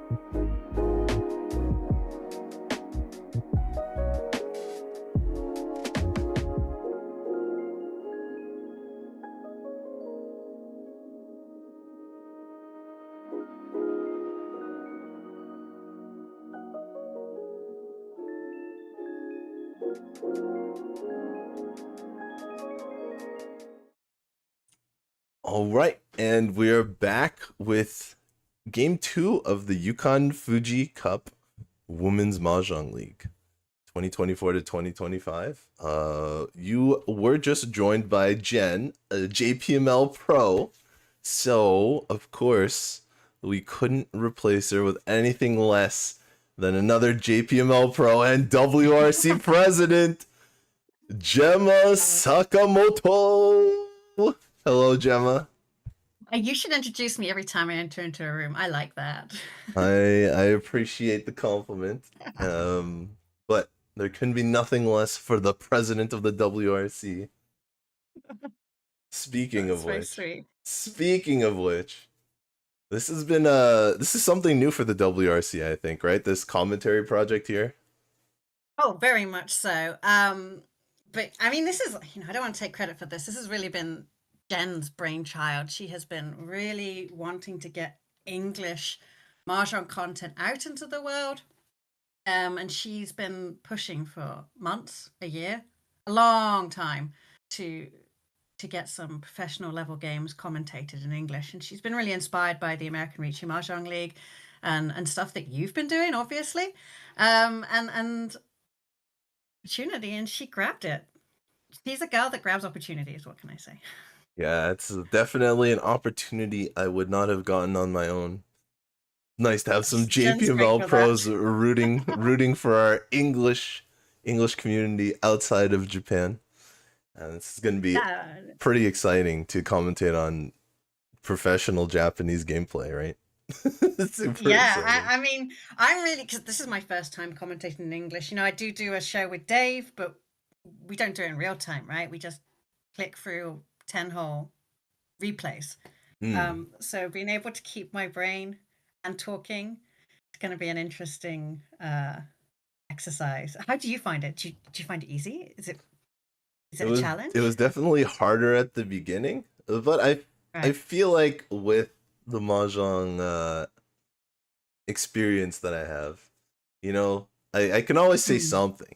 There's a little bit of a curse. You never know. You might have imposter syndrome, or you might have the opposite. You might have Dunning-Kruger syndrome, where you either think you're not good enough when you know what you're talking about, or you don't know what you're talking about and you think it's perfect. So you're always worried about that. But when I think that's Mahjong, though. I think everyone has imposters. It doesn't matter how far you go. Everyone feels that they're an imposter because Mahjong has a way of beating you down. Yeah, it's a little bit worse than Mahjong because there's a lot of luck involved too. Sometimes you never know whether. I think that's kind of why a lot of people have gravitated to really liking the AI analysis a little bit, because the AI will do what it does, what it thinks is best, whether luck or not lucky, whether lucky or unlucky. And people will compare their play to the AI and be like, well, at least the AI did it, or they'll see a different play and they'll be like, oh, okay. Sometimes you need to have more confidence in yourself than that. No, discard the AI. He's just a tool. I've definitely heard a lot of the pros saying, like, the Mahjong AI is not like at the point of like a stockfish or something yet, where it's perfect every time. So there's definitely I think a lot of people who think that, of course, the best pros will perform better than the best AIs right now. Yeah, and there's always that instinct. Sometimes you just know your luck's coming in, right? Yeah, the AIs don't understand flow, I think. No, I think they don't know yet. They certainly don't know how to channel it. That's for sure. You spoke of Dave earlier, and for those who don't know, Dave is essentially the founder of the USPML. I guess is he also the president at this point? Does USPML I think so. I'm not sure if he calls himself president. Yeah, I'm not sure. So why don't you talk to us a bit about WRC and USPML and Sparrow's Nest? Yeah, but that's 3 huge topics. So WRC, the World Riichi Championship, this is our 10th anniversary now. So we've been going since 2014, and we've had 3 events. Each one has been really remarkable. But the second one was held in Las Vegas and was hosted by the United States Professional Mahjong League. has been founded, and maybe Dave Bresnik is the president. And me and Dave have been in a close partnership to promote Mahjong for far longer than I'd like to admit now. But so for the 10th anniversary, USPML generously offered to sponsor a WRC team in the Yukan Fuji High. So here we are in the Yukan Fuji High, and as part of that, we managed to get this commentating opportunity. And the sort of adjunct to that is that Dave has opened. Was it this year? It might be this year. It might be last year. My brain hasn't worked so well since COVID times, but he set up his own mahjong studio in Manhattan. And they have a lot of mahjong automatic tables. If people like automatic tables, they have a lot of them. And you can go there and play Mahjong League pretty much the same as you play in Japan. It's a really great place. And I'm really jealous I don't have my own mahjong parlor. And so that's two JPML pros now who have spoken about Sparrow's Nest as a parlor. Yeah, in the United I was States. just sad I couldn't live in there. It is quite a nice place. You know, Yeah. in New York City, you can't always take for granted that you'll be going to a clean place to do whatever you want, but that place is quite clean. It's pretty nice. And the one contribution I made was I convinced Dave that he needed to spend a lot of money on proper artwork for one wall. So we got a Hong Kong artist whose dad handcrafts mahjong tiles to do this wonderful artwork for the wall. Oh, I have seen that pretty beautiful. It's basically a mural. It's a mural. Yeah, it is quite beautiful. I think it pulls the space together. I think in a previous life I should have been an interior designer. But instead I made poor life choices and became a mahjong player. Hey, don't say that too loud, because we've got to introduce some other players who have also chosen to play mahjong. Also made poor life choices. So, we've got the same teams. As Jenn mentioned before, it will be the same teams playing each other in their group for the openers. Not exactly the same teams, but the same teams are going to be in the same group. And for the day, it is actually the same teams on the table. So, for game 2, we've got, for full flush, we've got Mako Hinami. She's drawn west for this game. For free Mahjong NikoNiko, we've got Aimi Ueno. Aimi is an interesting name. I like that name. I don't know her personally. No. Yeah, but Aimi is a very nice name. Yeah, I've not seen that name before. It's nice though, yeah. And then we've got Saeki for MahjongxBAR Citrus.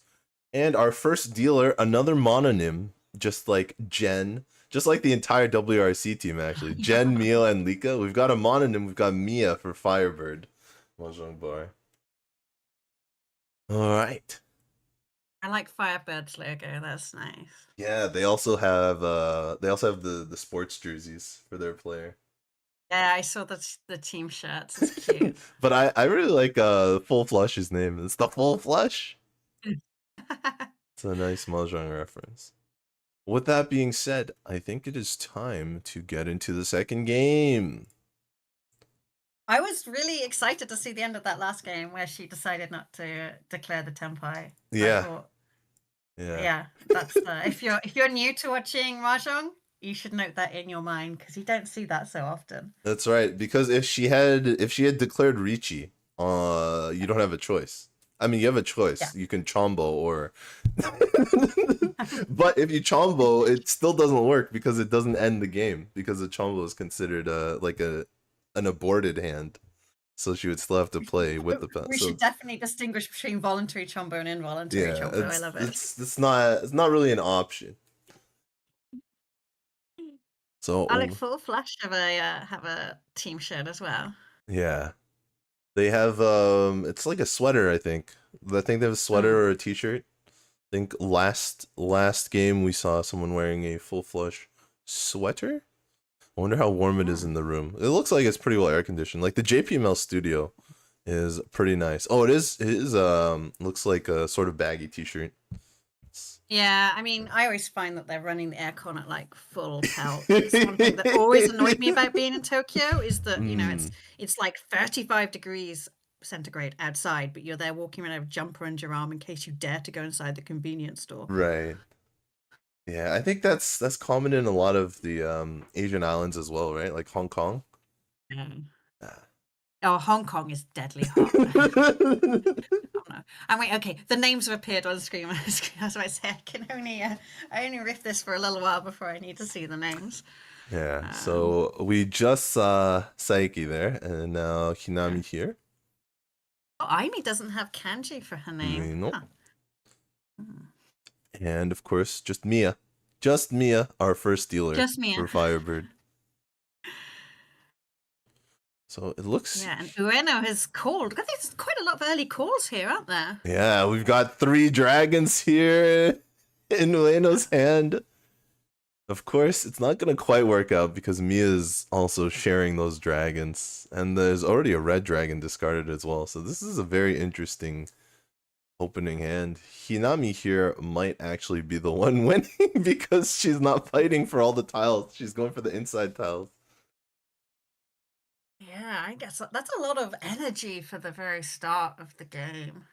It's a perfect beginning. Okay, we get the call here. Ueno catches the call. That's a set of dragons for her. We'll see if she gives up the other dragon. And Mia catches it. Or will Ueno get to Tempai first? I want to thank everyone also for watching us. If you're in the chat, I'm really thrilled that you're joining us for this journey. Yes, and thank you. More than welcome to give your feedback about how this is going. What do you want to hear more of? What do you want to hear less of?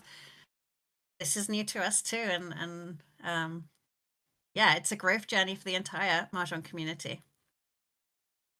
And I want to take it together. And don't forget to like and subscribe to the channel. If you thumbs up the video so we know you're here and you appreciate it. And you can also subscribe so that when the rest of the scheduled broadcast comes out, I mean, we're coming back on tomorrow. And as you saw, there's 10 different sessions just this year. So that's going to be super exciting. Yeah, so that'll keep you updated. Ueno here has the pair of white dragons. Mia's got the other pair of white dragons. Yeah. They are blocking each other. That's right. With the white dragons, it feels like especially apt to say mochi mochi because the white dragon also looks like a mochi. A mochi. Looks like the rice, the pounded up rice. Yeah, so for those who don't speak Japanese, or we say mochi mochi if you're blocking each other like that, right? With the honor tiles. Yeah, if you've got a pair and your friend has a pair, it's called mochi mochi. Yeah, so it's perfect. One player has a pair of mochi and the other player has the other pair of mochi. We're just talking about all the other names for the white dragon. Some people call it because in American Mahjong they call it soaps. Yeah, right. And we're talking about how in Japanese some people will say you have sticking tiles if they're middle tiles. If you just have a single, but the honor tiles don't stick because they can only connect to other honor tiles. So we say, okay, maybe the white dragon is like a rubber. It's like an eraser. It's like an eraser. It's like a rubber. So as I was saying before, Hinami here able to call the middle tiles, and while our dragon players here, Mia and Ueno, yeah, they were going faster at the beginning. Doesn't take the tempai actually, and that deals in saying the player, yeah, who wasn't using the dragons, who wasn't mochi mochi, would get the tiles because it would naturally flow out from the other players. Dorafrau, huh? Yeah, that's quite something because that's gonna be a decent amount of points for Hinami here. It wasn't quite that much before, but I mean, I'm the sort of player who will die literally clutching Dora in their hand. I will not let go of them. So when I see other people do it, it makes my heart beat really fast. There's definitely even a number of mahjong literature that talks about it. Still only 2,000 points, even with Dora. Yeah, I mean, and that's part of the calculation, right? Right. you know, with such early calls, it's not likely to be big. You can see 2 of the Dora in your own hand. Yeah, and Yeah. especially because that was a 5 in this case, there's no red Dora, which is even Right. more pertinent in that case because there's no double Dora, no red and regular Right. Dora. So you're not about to get hit with the secret Forhan Pon, the Forhan triplet. But yeah, I mean, sometimes throwing it just doesn't matter. I think sometimes people can get a little bit anxious about throwing in, but you know, 2,000 points, it's nothing. Yeah. Nothing. Yeah. So this hand, oh, cutting 5-6. So this is very interesting. Hinami, having won a middle hand last time, wants to mix it up and throws the 5-so and the 6-so off the draw, even with, I think she had a 7-so in hand. Didn't want them? No, it was an 8-so she had in hand. No, yeah, it was an 8. Yeah, she had a 2-5-8, I think. So Jenn was talking about this in the previous game, but with no red 5s, a chanta, a common ends, or an outside hand, whatever you want to call it, more valuable, more common. Well, it's not that it's more valuable, but it's that middle tiles are less valuable. Exactly. I mean, that's the common complaint about red 5s, right? Is it drags everything into the center. Yeah. It kind of makes, if you have like an outside door, it still makes it, you know, it sort of devalues it a little bit. Right. Because there's door in the middle. Okay, and we can see Mia making 2 calls very quickly. I can't remember if this is actually waiting for that red dragon to make Yaku, like Atozuke, or if she has a Yaku already.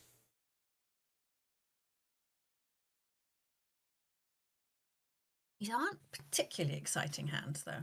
Not to disparage their wonderful play. You're just saying the Yakuman in the last game. We had the excitement in East 1. You had to calm down a bit. Yeah, I shouldn't have watched it. Maybe I should have come in cold. So, I mean, this is kind of exciting for Hinami. She might be able to get 6, 7, 8 mixed triples. Yeah, I mean, I'd be excited for a Sanshoku, but she's already got that 6-so in her discard. Yeah. So I think she's got herself in a bit of a sticky position here. Ooh, huge draw and huge reach there for Saeki. It is only a single tile weight, edge weight. Yeah. Pinch on the 7-mon, but our other players seem to be a little slow. Though. Yeah. Yeah. She did have the twin sequence, the Ipeko, so she didn't have to Riichi it, but for value, you might still want to Riichi it anyway. And there is kind of an extra 7-mon left over in Ueno's hand. Could go either way. Hard decision now. To be honest, when you throw a Dora east, yes, you may as well reach. Like, everyone knows your Tenpai. Everyone knows at that point. Yeah. Yeah, that's the sort of, you got to be kind of aware of the information you're telegraphing, and she's obviously aware, and she decides. She doesn't deal in. Might as well not just telegraph it. Avoids probably going for the all simples, the Tanya, the inside hand here. But the 7-mon does not come out. That's an interesting tile. I can't even see it anymore. Her shoulder pad's blocked, but it is a Manzu. Yeah, that is perfect. Keeps her from discarding the 7-mon. And this is a big hand right here. Oh, that is a beefy hand. Ueno coming out of, not completely out of nowhere, but definitely the underdog on this hand when that Riichi took place. Coming out with a big chasing reach, nice shape. And now our leading Riichi seems to be in the back seat. Saeki here can't fold. But there is still one more 7-mon, I think, in the wall. I can see 3 in the player's hands, unless one's been discarded. I think there's one more left in the wall. 4-mon! So close, but not quite. Suji trap is kind of set, though. After the reach. Yeah, that's the best kind, because you can't have done it on purpose, so nobody's gonna suspect that you set it up on purpose. So it's 1 7-mon left. Actually, there aren't that many 5-8-mon in the wall either, so there might actually be only one copy of 5-8.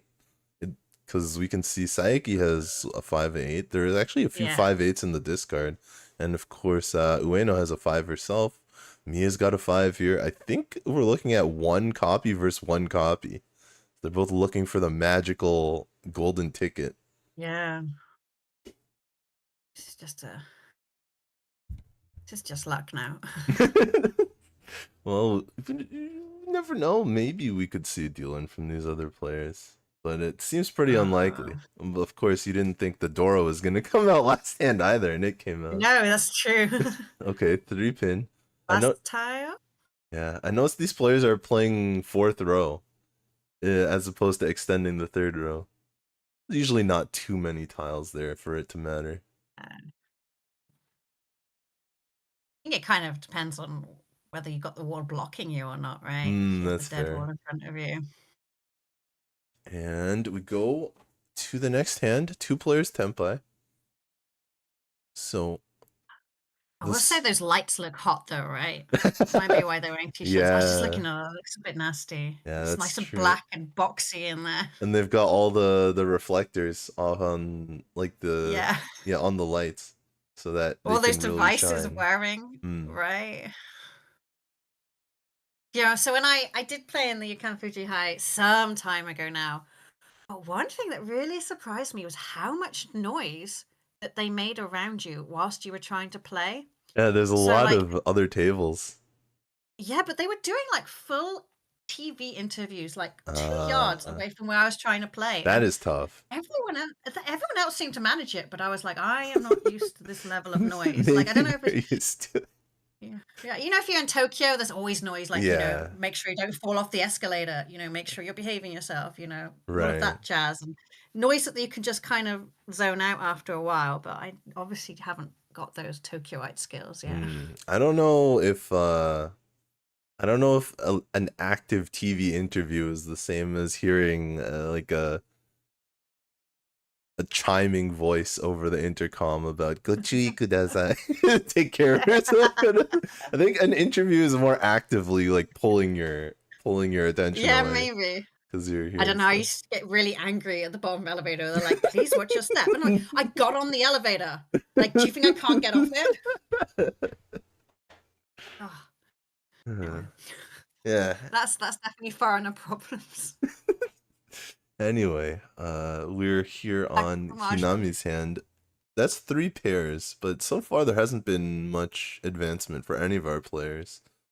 Mia here is not the dealer, but it is still East round, so she has sort of the best chance of calling and making a hand happen. That's a big draw. Two Dora, now we're talking. Yeah. That might actually pull the East out so Mia can get it. Not yet, though. Saeki is the dealer, so that's a double East for her, so she's going to hold on to it for double the time. For sure. We'll see if Ueno... That's pair 5, I believe, for Ueno, so Ueno could be waiting on the Dora as well. And we've already seen a head bump in the first game. We might see a head bump on Dora again. Yeah, there goes the East. It's called. 1 away from Mia. 2 of these players looking for Dora here. Saeki looking for Dora. I think Hinami as well, also looking for Dora. I'm really rooting for this Dora hand. Oh, no, it's not Hinami. It's Ueno looking for the Dora. Ueno, yeah. Hinami keeping a pair there over an edge shape. Penchon. I think it... That's monster. Monster draw for Saeki. See, this is how you play Mahjong. You just pull the right tiles. I don't know why people make it sound so hard. That's also going to be very difficult for Ueno because she's got the last Dora there. And if she gets that 7 pairs late, she's just never going to get the last Dora. Effectively, her hand's gone. Yeah. Unfortunately for her, she doesn't know it, but it's gone. Unless she's willing to discard the Dora, but I can't see that. I can't see that decision being made. Why would you do that?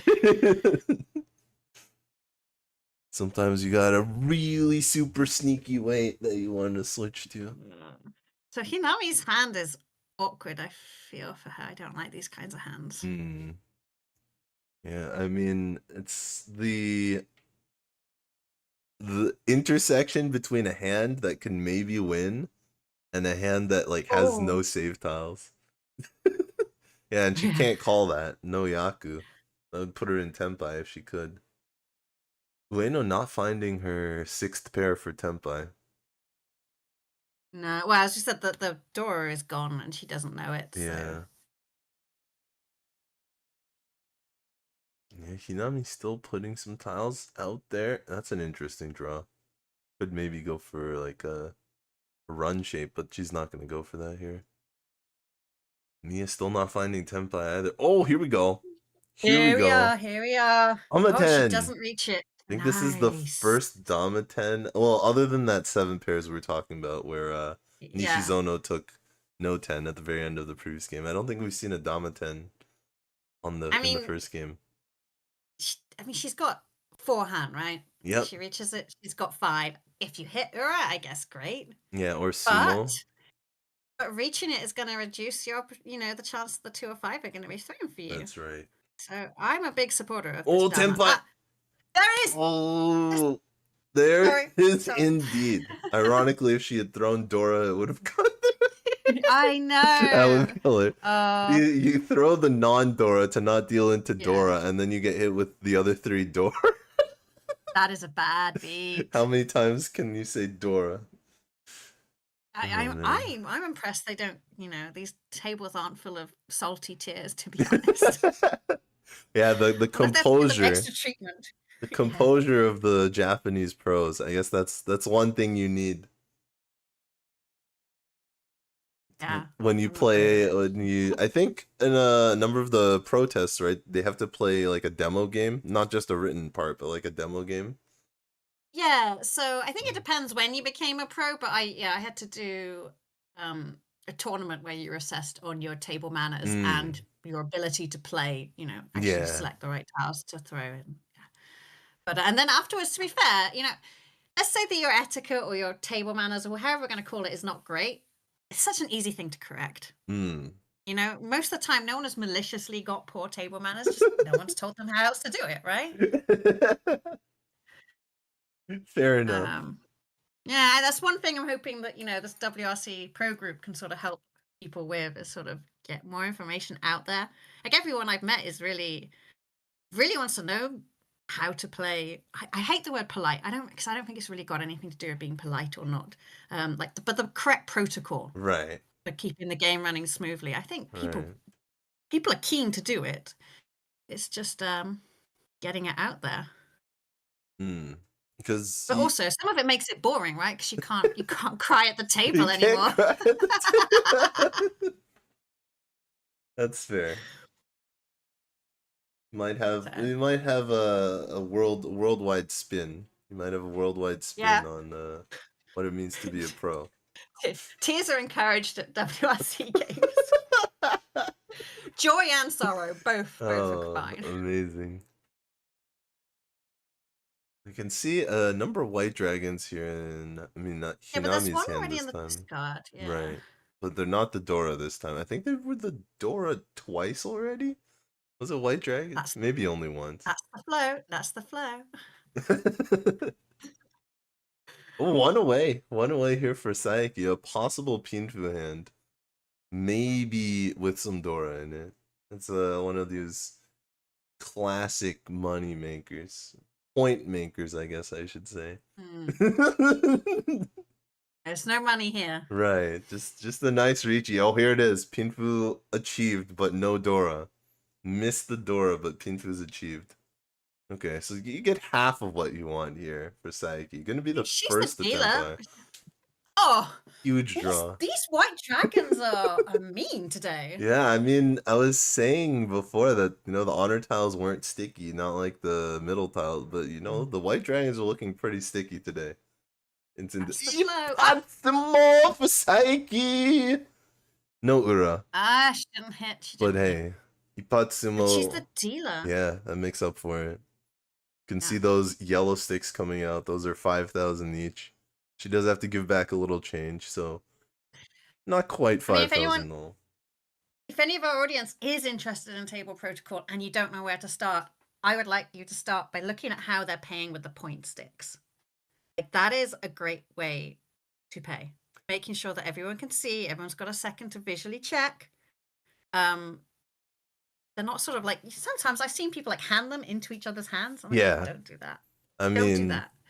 it's because that's how you're taught with like as at least that's how I was taught as a kid, right? Like if you're Yeah. paying for something, you put it in the other person's hand and they put the change back Right? in your hand. So I Exactly, think exactly. that comes naturally, but it's like there's different reasons for putting it on the table. I mean, again, that's why I don't like saying it's etiquette or Right. politeness, because obviously it's more a protocol to keep the game running smoothly. Yeah. But yeah, if you go to Japan and stuff, that was one thing that shocked me as well, because you don't pay by putting the cash into the cashier's hand. Yes. They have a little tray in front of them, they have right? the tray.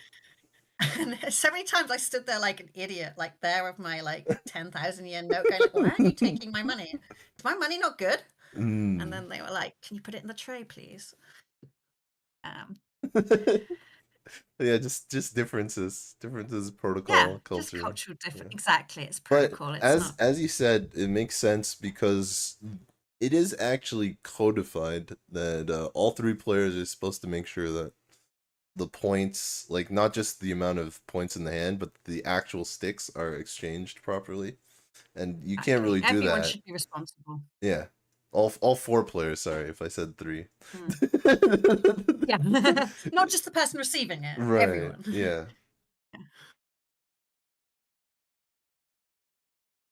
So far, these hands have not been doing too much. We do have Idora here in Mia's hand. Might get her to go for 7, 8, 9 mixed triples, but she doesn't really have the 8 or the 9 in the Manzu, just the 7. And Ueno really needs to start making some moves. She hasn't had a first dealership yet, so yeah, she's got time. Although, to be fair, this is one of the time limited events, 80 minutes.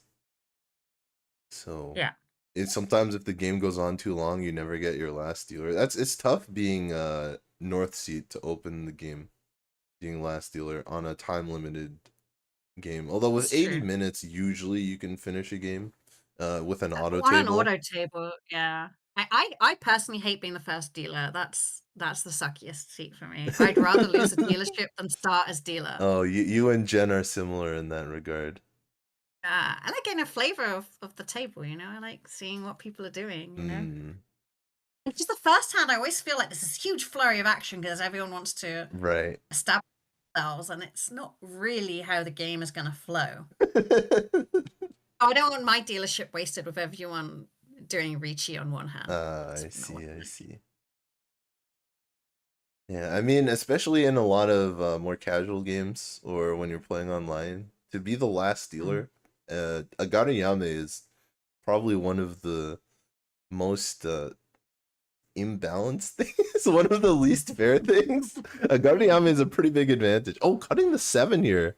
Not completely going for Tanyao because it's the Dora, so maybe you have a kindred spirit in Ueno there. That's the way to do it. That's the way to do it. Someone who doesn't want to remove the Dora. I think if you're in the dealer position, it pays off! It pays off right there, a pair.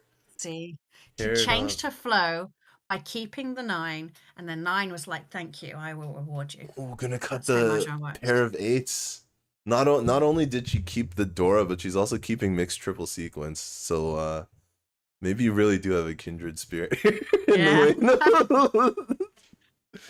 I like your name, Ueno, and I also like your Dora skills. Okay, so she didn't get 3, 4, 5. She got 2, 3, 4 still. So probably not going to be able to call for Tenpai here. No Yaku. Going to have to do a Riichi. We also have a potential 3, 4, 5 for Saeki.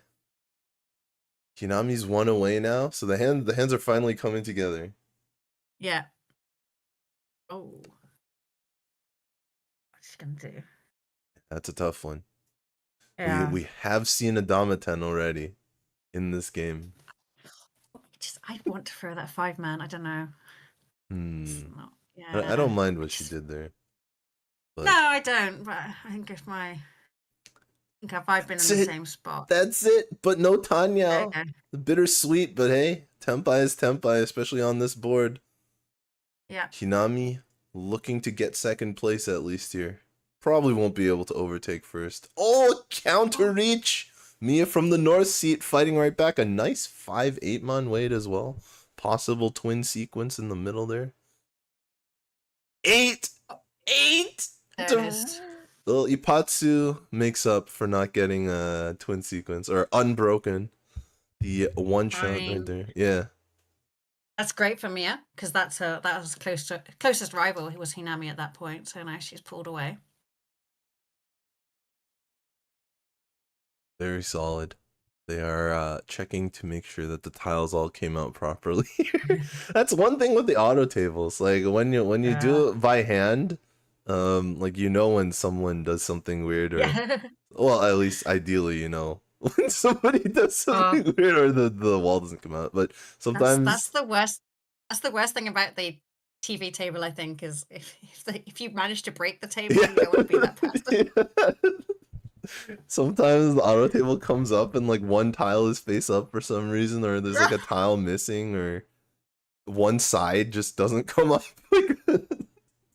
Or my horror, I've pushed the point sticks into the table. Oh no, you're one of those people. Oh man, I'm so embarrassed about myself. I was at one meetup where that happened, and it wasn't the owner, but it was the person working at the time. Had to come over and like scold whoever did it and tell them, "Oh, it's okay, just do this like this, and don't drop them in the middle," kind of thing. Yeah, I mean, you'd think it was pretty obvious, but hey ho. Ueno's paired up white dragons. Yeah, these white dragons are really sticky. Yeah, these are. Yeah. So I guess these ones are more like mochi than rubber. Than erasers. You know what? I feel like 7 pairs has been chasing people as well this game. That's true. This is only 4. Definitely could go either way for Saeki. Could make 4 melds of 3 or go for 7 pairs. But...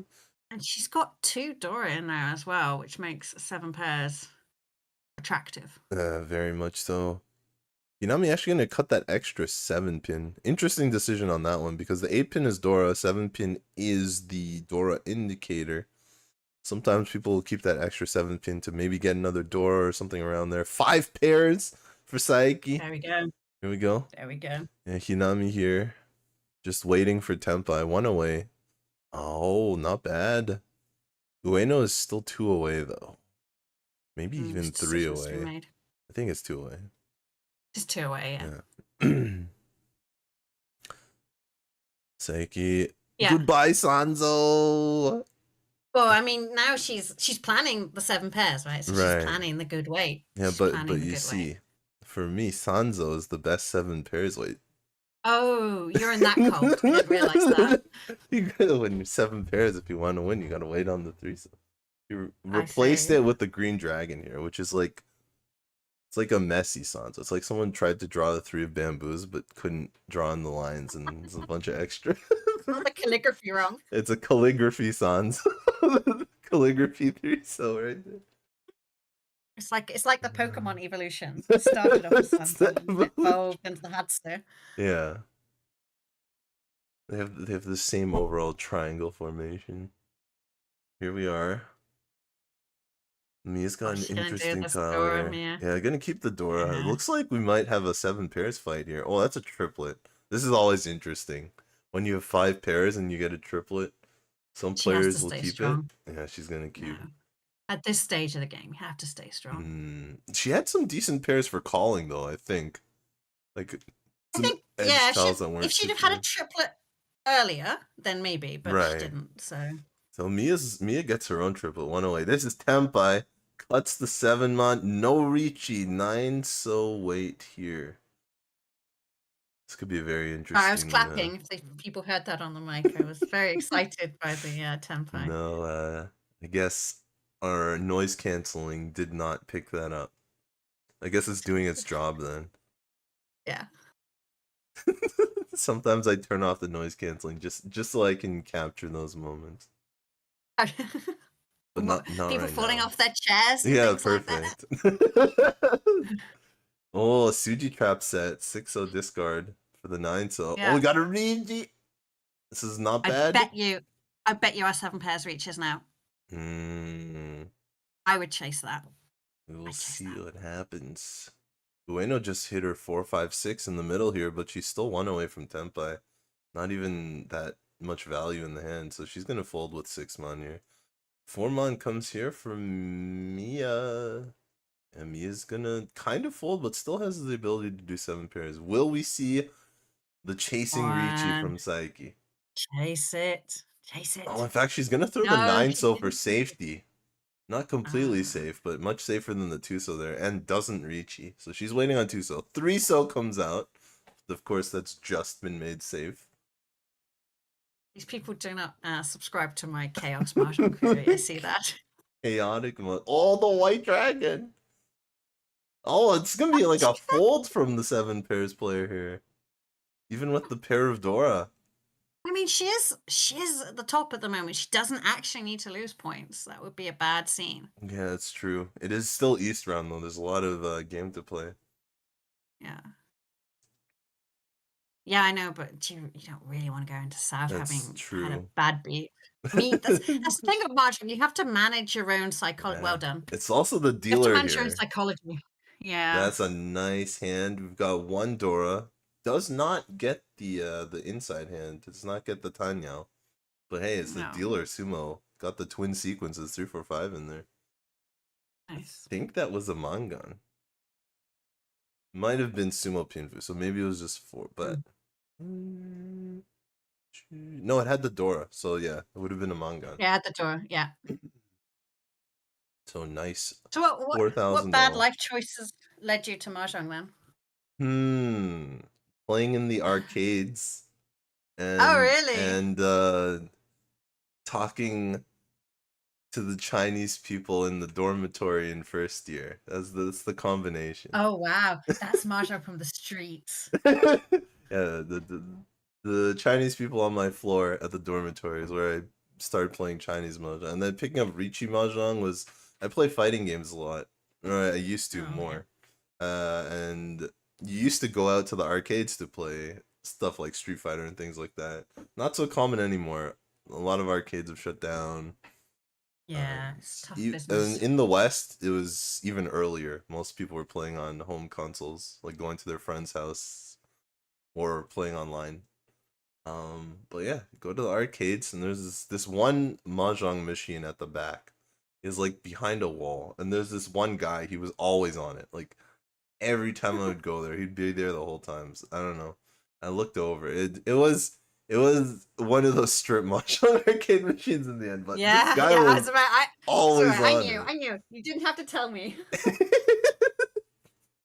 Sorry, I find a real honesty in strip Mahjong games. Though I'm like, okay, you want to play porn? That's fine. I get it. Oh man, but yeah, that is that's how I learned there was an alternate rule set. That's how I learned the Japanese had their own rule set. Riichi Mahjong. Strip. You know what? You're not the first person who's told me that strip Mahjong arcade machines were how they learned Riichi Mahjong. So. Yeah, I mean, I didn't learn it there. I didn't have the guts to tell the guy, let me take a turn on the machine. But that's how I found out that the Japanese had their own rule set. From there, I looked into it online, and I essentially started on Tenho. Oh, great. Yeah. These hands have progressed a bit. Yeah, this Hinami here has collected a decent amount of points from the previous hand, so she's back in contention for second, and she's trying to improve on that. Of course, this might just be a fast one Han with the White Dragons, which have once again stuck together. Again, or she might be able to go to the common flush. The there's the White Dragon. Is it going to be called? Yes. Let's see how greedy she plays this hand. Got the 1-so. Oh, here we go. We're going for the points now. At least 3 Han. She's the dealer though, right? And this could be enough to really sort of change it. I mean, Ueno, I'm feeling, yeah. It'll be interesting to see how Ueno does on her dealership. Right. Oh, in I fact, find that difficult.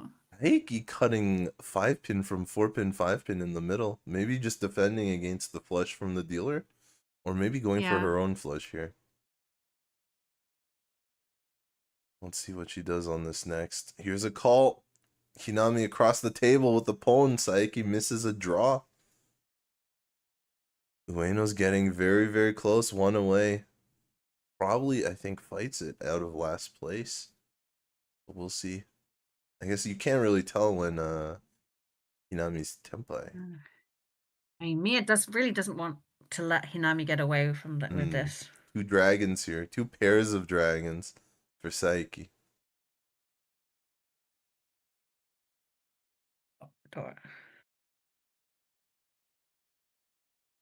Oh. It looks really good, but it just looks really slow for Saeki as well. It's gonna be hard. There's a green. Yeah. The green is passed up on, so yeah, I think Saeki's actually just given up on the hand. She doesn't call the green dragon. She's just gonna use them as safe tiles to avoid dealing in here. Well, Unless again, she's at the top. She doesn't want to be losing points unnecessarily. And that's here we are, right, but Tempai. Hinami's trying to take that top right there, Tempai. It's a beautiful day. Oh, one away. Oh, Mia. But very difficult. Very difficult discard here. This 8 so from Mia. Do you want to throw in? Would you throw the 8 bamboo in? No, she doesn't. Probably not. I mean, the hand's not really worth much there either. Yeah, it looks like we got a lot of folds. Technically, I don't think the 8 bamboo deals in here, but yeah, it's just a weight. It's the same weight. Yeah, just it a does. swappy doppy as they call it. Swappy doppy is Dave's fault. Yeah. I think you bear some responsibility on that one as well. No. I always maybe I do, because I always told him to stop it, and that made him do it more.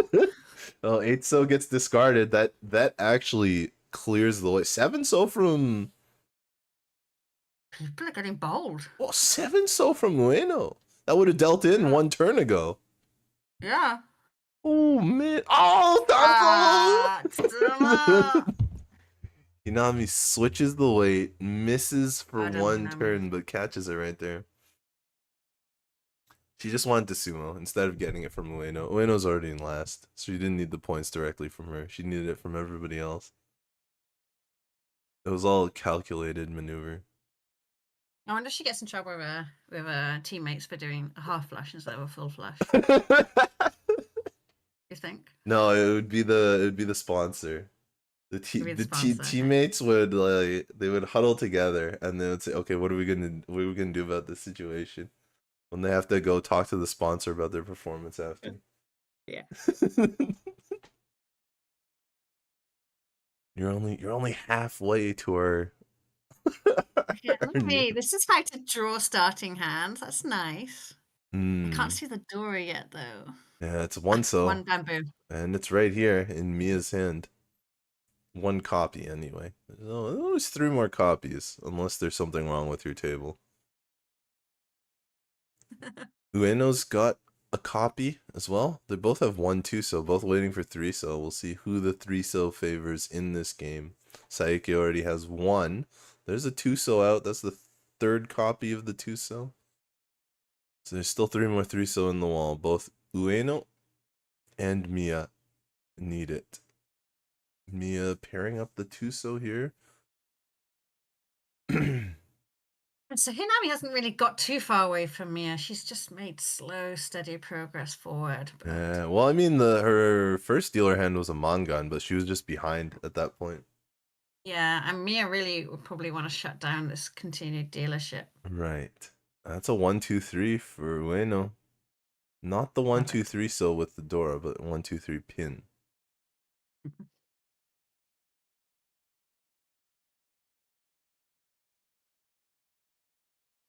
Interesting situation here. Yeah, keep the 4 pinners. Yeah. She obviously is a little bit concerned that she's not going to draw the Dora, so may as well Bury that 2 bamboo. Whoa, cutting the 6 off of the 667 mon shape. Not gonna keep it.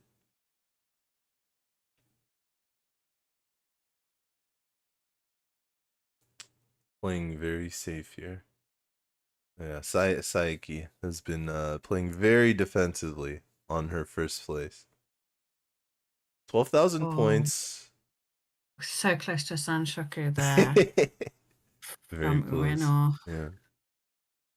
12,000 points is a bit more of a lead when there's no red 5s, but still, I don't think I would be super comfortable just sitting on it this early in these 3. Sorry, it wasn't Ueno had the Sanshoku.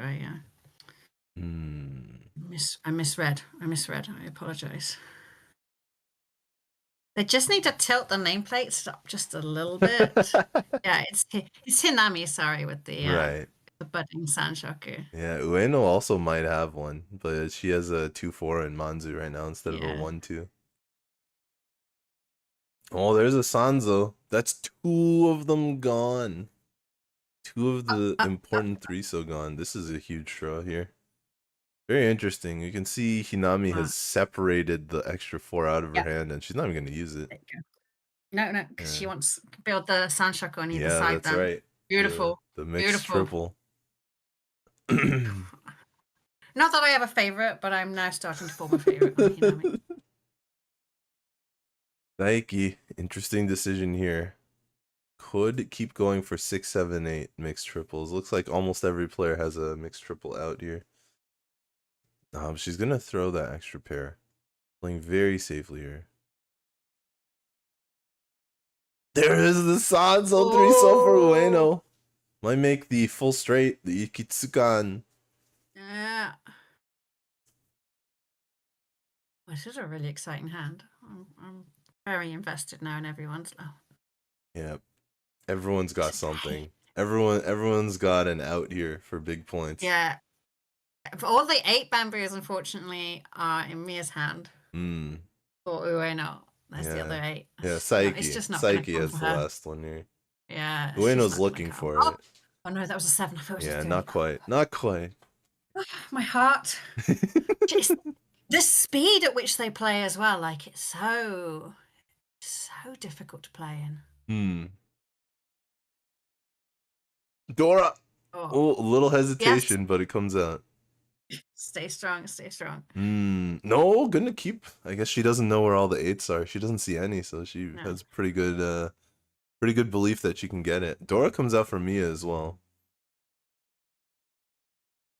Pair of South. Saeki has almost been folding from the beginning. Hasn't been completely folding, but she's been avoiding holding any extra dangerous tiles.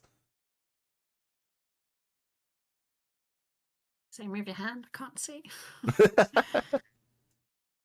Thought you were talking to me for a second, then I realized.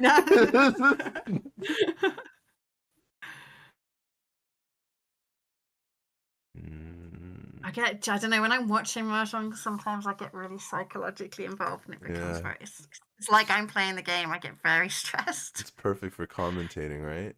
Mia's pretty close, but there's only 6 tiles left in the live wall. That is one of the 6 tiles.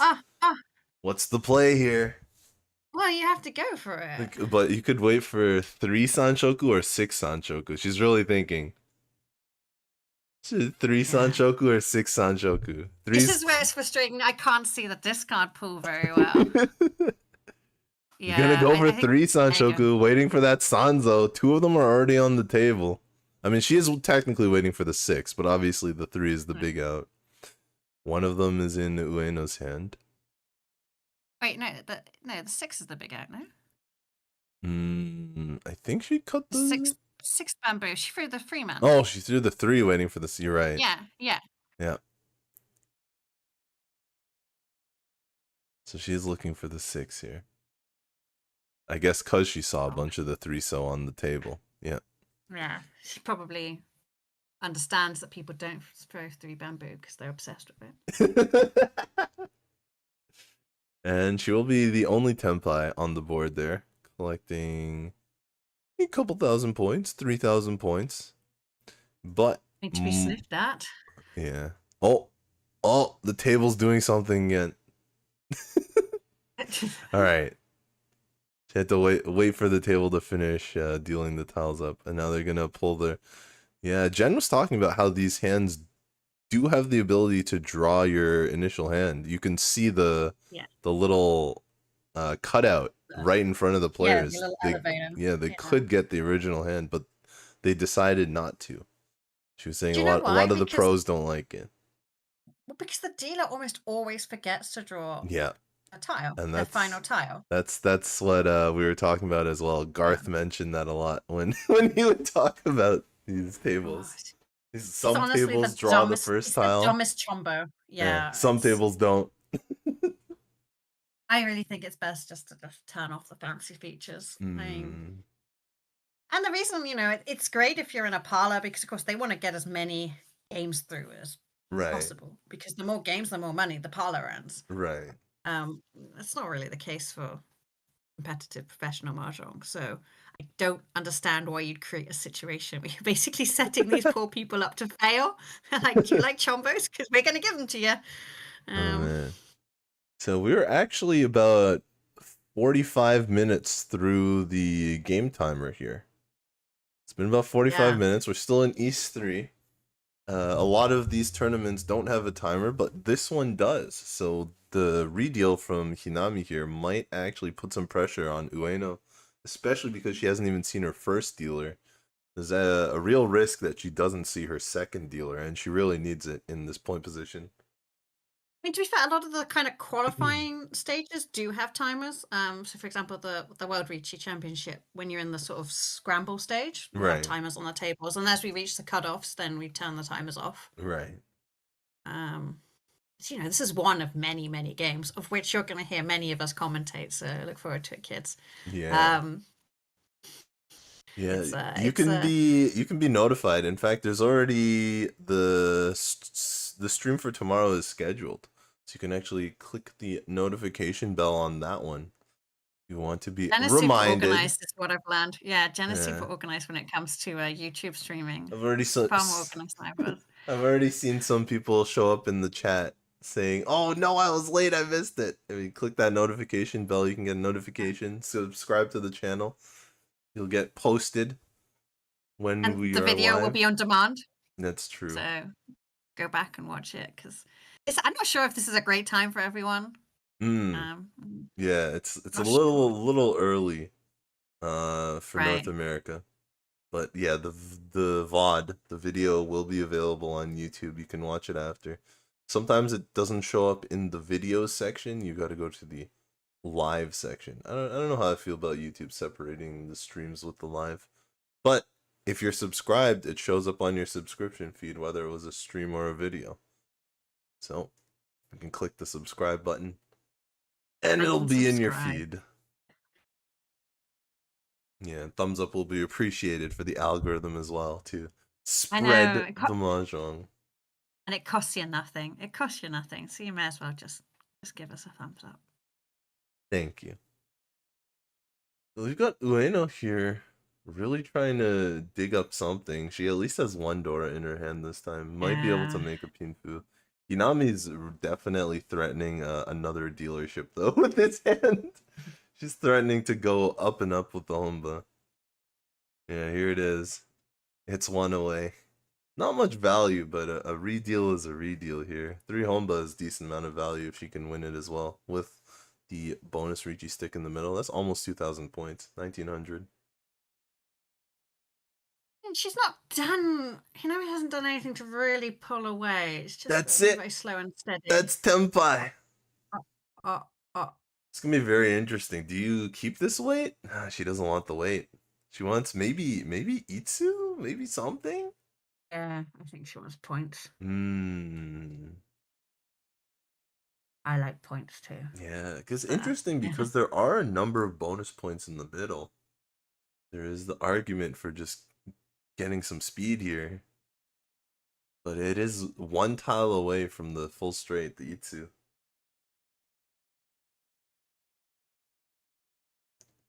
And in fact, Mia's gonna take the Mia's gonna take the reins here. Riichi discarding Dora. A very strong play and a chance for a different tempai. This is probably a better tempai, all things considered. It is, yeah. But it's I Furiten. just so it's Yeah, she has a one-so in her discard pile. she does too. Oh wait, the one-so is completely dead She, on the left side. she That's the dreamed, last one. she dreamed too hard. Dreamed too hard for her straight. Yeah, she's actually going to make a little bit of a safety move here. Of course, a Riichi player just throwing.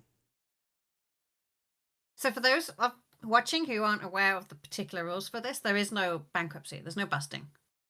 So Ueno doesn't have to worry about that. Finds the tempai. This one is not Furiten. Not a bad tempai. Not an amazing tempai, but as the dealer, this is good enough. He even got Pinfu, even found a yak. Oh, that is not quite the deal in tile for Ueno. But Ueno is very tempted to push, but with two Riichis on the table and you're still not tempai, I don't think Ueno can do it, even in her current point state. Yeah, so the problem I think for Ueno here is, of course, the timer is going to be the problem, right? Yes. Because if it times out, she's only going to get one dealership, and that's going to be a big problem for her to recover these points. Yeah, in fact, you can see in chat, some people might say she might not get any dealer. Yeah. Oh, but Mia, but it's okay. Yeah, Mia will save Ueno here. In a way. Mia's saved you in his hopes, but she may still only get one dealership, so she's going to have to play this dealership That's hard. right.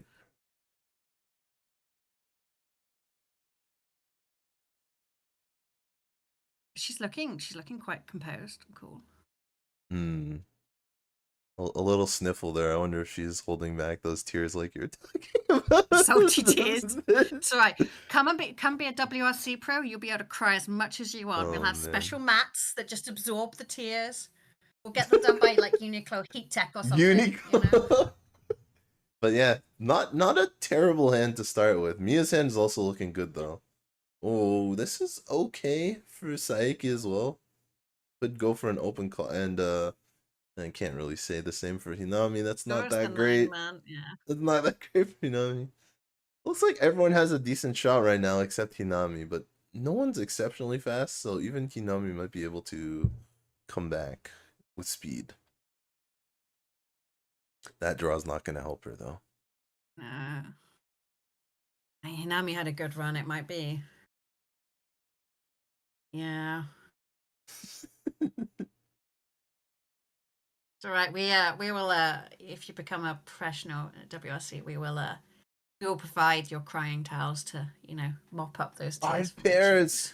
5 pairs. Saeki with 5 pairs already. So fast. It could be one of those rare Anyao 7 pairs. The all inside 7 pairs. Mia with another pair here. That's 4 pairs for her. Oh, a little trip drop. But it's okay. It's okay, no problem. Because the tears are making the towels stick together a little bit more than you are. Oh man. Hinami. I hope you're not cashing checks that you can't keep. Now everyone's gonna be looking for these WRC branded towels. Do you know what? I'll write it down. Actually, I think it's a good idea. Anyway, I'm taking a note. You can't hear because of the noise cancelling, but I'm scribbling furiously now. I think that Pinzu would look pretty nice. Will look pretty nice on a white towel. Maybe a navy blue with like a white outline or something. You know what? This is the kind of nonsense that Dave is well up for as well. So. But back to the game. I feel really sorry for Hinami. She did so much work. Yeah. And she's still neck and neck with Mia. Yeah, I mean, when you Riichi, sometimes you deal in. That's yeah. It was some hard work she did in her dealership, and it's gone. Yeah. But of course, in a much better situation than Ueno right now. The hands are starting to come together. We can see Pinfu type shapes. Ueno for Hinami. Mia's working on a Pinfu type hand as well. And Saeki, the outlier here with the 7 pairs. Waiting, got the Dora in hand. We might see... I think you're seeing... Go ahead. It's 2, 3, 4 Sanchoku. I think this is, you're seeing the sort of trouble that a terminal Dora causes for people here. What you do? I mean, look at it. It's just There so it goes. awkward. You throw it apparently. There it goes. Mia's Yeah. getting rid of it. I mean, yeah. They're so difficult to use. You really want 2, 3, 4 there. Yep, that's your pair. There's a west tile. Not really much use here. I wonder if Saeki would prefer a west tile to wait on, though. Might be a little late now. Ah, Sanshoku. That's big. Gonna reach it. Hinami could use the points to get into first. I mean, it's Sanshoku Tanyao. Yeah, no Pinfu that time. No Pinfu on that one. It's an inside no wait. But We'll see. Ueno, even on her dealer here, it's a tough one. Discarding a safe tile, a Genbutsu. We'll see whether she can find a Tenpai without having to deal any dangerous tiles here. oh, Ueno. Yeah. I mean, they're all reacting to this reach, which makes me feel it was a good reach. There goes Dora. 7 pairs player might be willing to cut the Dora now.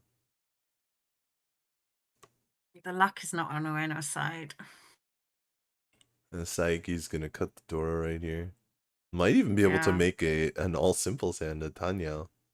An inside hand right there.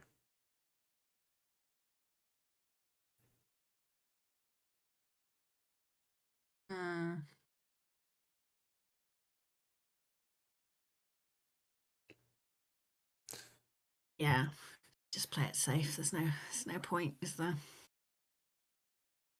Yeah. Oh, okay. Ueno, there might be a point for, though. Ueno's found something. It's going to be a little bit slower because of the discard she had to make to be safe. But she is still technically 1 away from Tenpai. Ishan 10 right She here. could call in to be in Tenpai anyway and true. Keep her dealership. Which I think would be the Whoa, Saeki hits Tenpai. Is the 1-1 safe? It's not. 2-pin is not safe either. So she's just gonna lay it down. Saeki's been playing very safe this entire game, so continue to do that. I mean, you know, she's held her top spot by doing so why risk it? Even Ueno's folding here. Mia's hand is coming together, but there's only about 2 draws left per player.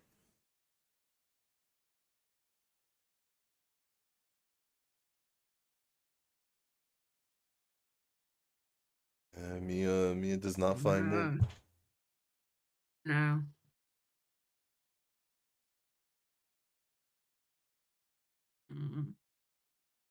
Oh, there were some nice hands here, and they just didn't quite come together. Yeah, as a disciplined play from the chat. I very much agree. Yeah, you're right. As you said, the Riichi really made everyone play around it.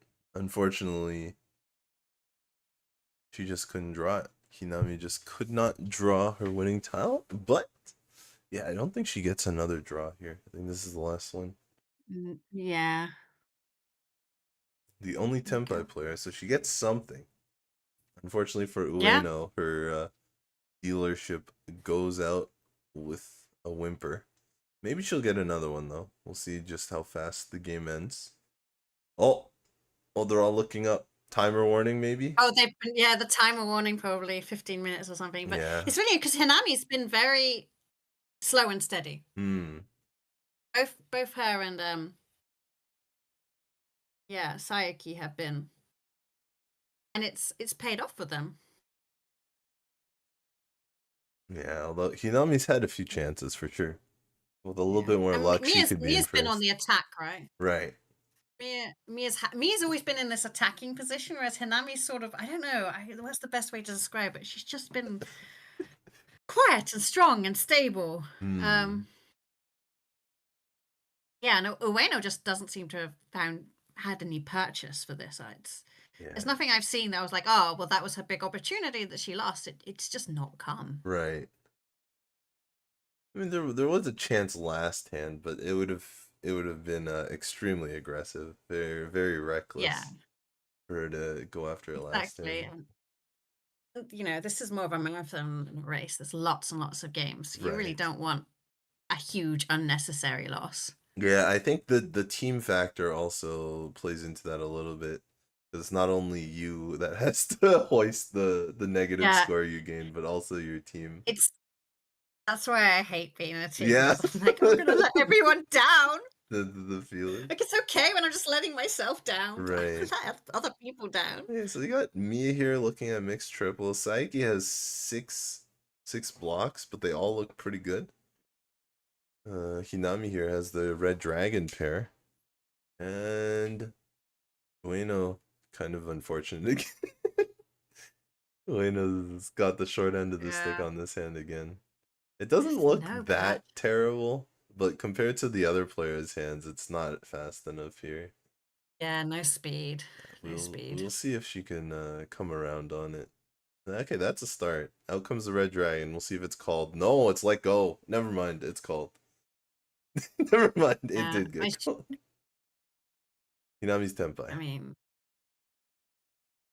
like, again, it's back to these awkward Doras, but 2 have come out now, so it's kind of diffused. Ooh, interesting draw. So Saeki can get rid of her 6 blocks. She's 1 away.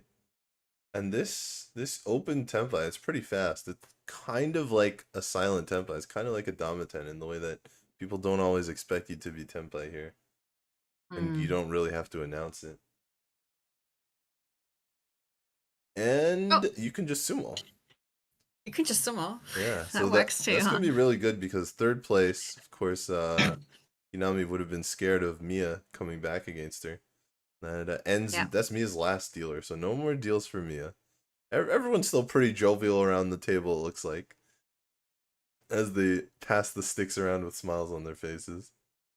And we're on to South 2 here. So the game is actually sped up since Hinami held everyone hostage in East 3 for, I think, 4 Honba? Maybe it's 3 Honba. I think it's 3 Honba, yeah. But ever since then, Ueno, unfortunately, could not capitalize on her hand. That did go to exhaustive draw, so it took a little while. You could see probably what we think is a timer warning being called after that.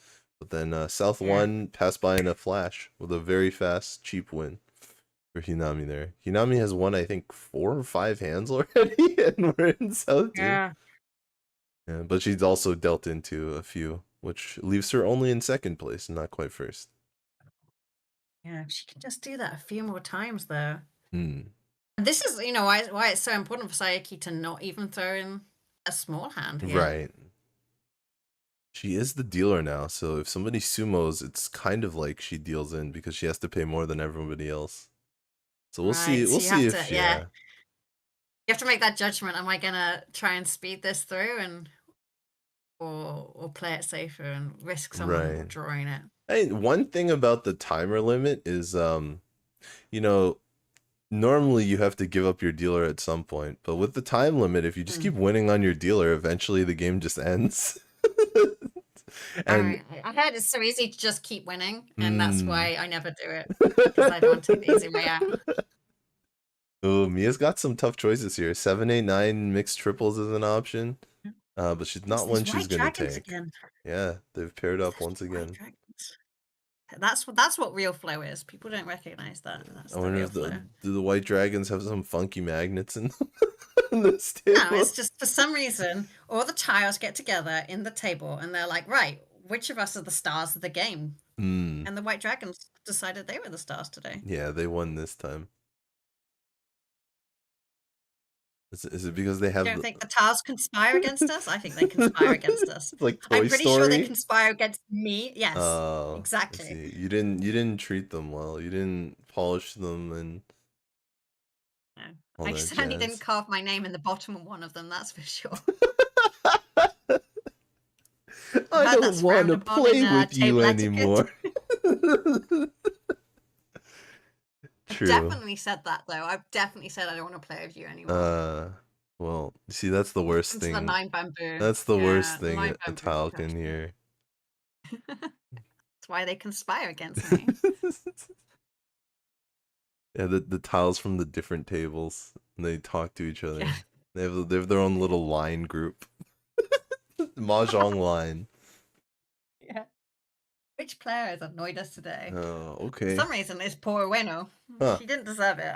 Haven't seen anything just to deserve it, but You know, I think Hinami actually has the South kanji in her name, in the she Hinami, does. Yeah. and Yeah. she's drawn the South tiles to herself on this round. She's got a pair of them. So do you think she can just take the one from her name tag? I mean, it's white and black. It matches. Just snap it off. Yeah. Interesting for Ueno here. Oh, she's gonna keep the Dora over You the have to extra keep the door, Sanzo. no? It's You have to tough. keep the I mean, door. she does need a lot of points, but it's also really dangerous Yeah. here. It's the balance between the danger of holding it or the upside of connecting it, like even drawing a pair of it here. Okay. Is she gonna still hold on to it? Yeah, she's gonna hold it. She wants that connection. She needs the points. Here comes the South. Is it called? It is called. It's called. One away. One away for Hinami.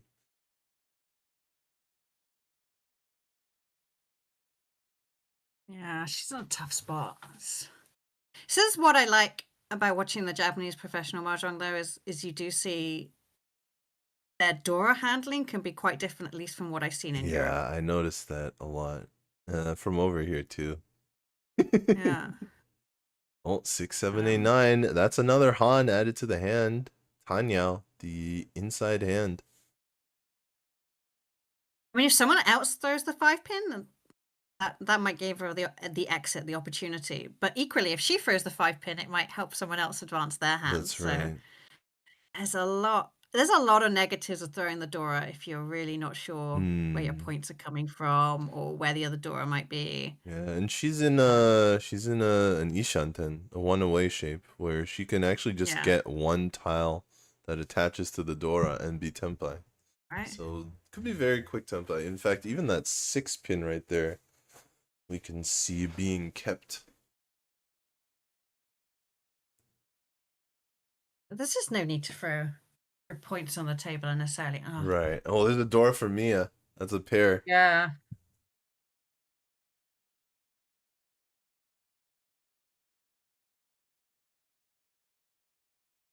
Over here. Hinami is really good at getting herself into tempai. Yeah, she's been winning a lot of these hands. Some big, some small. And I don't know whether the psychology on the table now is because she's won so much. When she does something, people are reacting to it, right? They might not be so bold as they would be if she hadn't gone on that massive winning streak. That's fair. The white dragon. Oh, and that is indeed in other players' hands. This is a tough spot for Ueno. In fact, she's going to... It's not a complete fold, but... She's going to step back. Yeah, her tile acceptance is a lot smaller after doing that discard. Okay, out comes 2-mon and 3-mon, but can't get the 1 or 4-mon for the win. Oh, is there a chance to turn back around? But no, she's out. Yeah. She's out. It's really impressive, though, that she managed. Like, I think a lot of us, at least the European players, I can't comment so much on the American players, they would, or it's the North American players, sorry. But I think we would keep pushing. We get ourselves into that psychology where I'm so low, I need points, I'm going to take the tempai, I need to change this up. True. I think it takes quite a lot of discipline. It does. Repeating the chat back to be able to fold that out. It's hard to say whether it's the right decision or not. In this case, it doesn't deal in. And in fact, our White Dragon player, Mia here, doesn't really even have that much use for it. She's probably going to go for 7 pairs. But she's folding out here because there's really no more tiles left in the wall.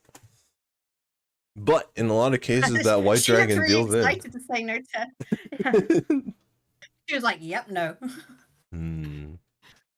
Hinami collecting 3,000 points again. Didn't have to Riichi on that one either. So the full 3,000's collected. No 1,000 point payment to the middle at all. So now it's starting to look really close. Yeah, this is going to be quite a fight. Saeki has not dealt in, I believe, since her lead, since she obtained her first place. She's also not won a hand since obtaining first place, if I remember correctly. Oh no, she did. I think she did get that win in the Riichi battle between Hinami. Yeah, so I guess she has managed to find a couple more points, even by generally playing safe. She's found her opportunities. Riichi'd when she had it. Very solid. And Saeki now with a pair of South. Hinami discarding the South, and that's going to get called up. That's snapped up. Out comes the East. Saeki has one single white dragon in hand. One of the rare cases in this game where the white dragon just hasn't paired up immediately. Yet. I mean, yeah, Saeki needs to get them some of these points. She certainly doesn't want Hinami to be going on another dealer rampage. Right. She needs to shut this down, and I think we're going to see her being a bit more aggressive in this hand. Yeah, this hand is decent for it. Not worth many points, but it can sure be fast. There's a white dragon for Hinami. Out it comes. Nobody's paired it up yet. So it passes through. I definitely, if I was a Saeki, I'd be poning away her pair. Saeki poning away her pair. She's just gonna go for it. Yeah, love it. Also, love it. the effect on the table of the pwn, people might consider you tempai, even though she's actually 2 away. She's been quite passive. Is that the right word? Yeah. She's not made many moves, so now that she's made moves, people might recall with a little bit of fear. Yes. And Ueno has been, quite defensive as well, even though some players might get aggressive in her situation. So you can expect her to react to these calls, I think. Ueno not keeping the extra pair there. Is just gonna keep moving on with her 6 blocks. Here's a call. Could we see the legendary single pairweight, the Hadaka Tanki? Not quite there yet, but we might see another chi. You sound very excited to see this Hadaka Tanki. I have I remember the first live tournament. I did a Hadaka Tanki. I did a single pairweight with 1 tile. And all 3 of my opponents did a Riichi at some point. All 3 of them happened to Riichi after I had done Hadaka Tanki. And you know what happened?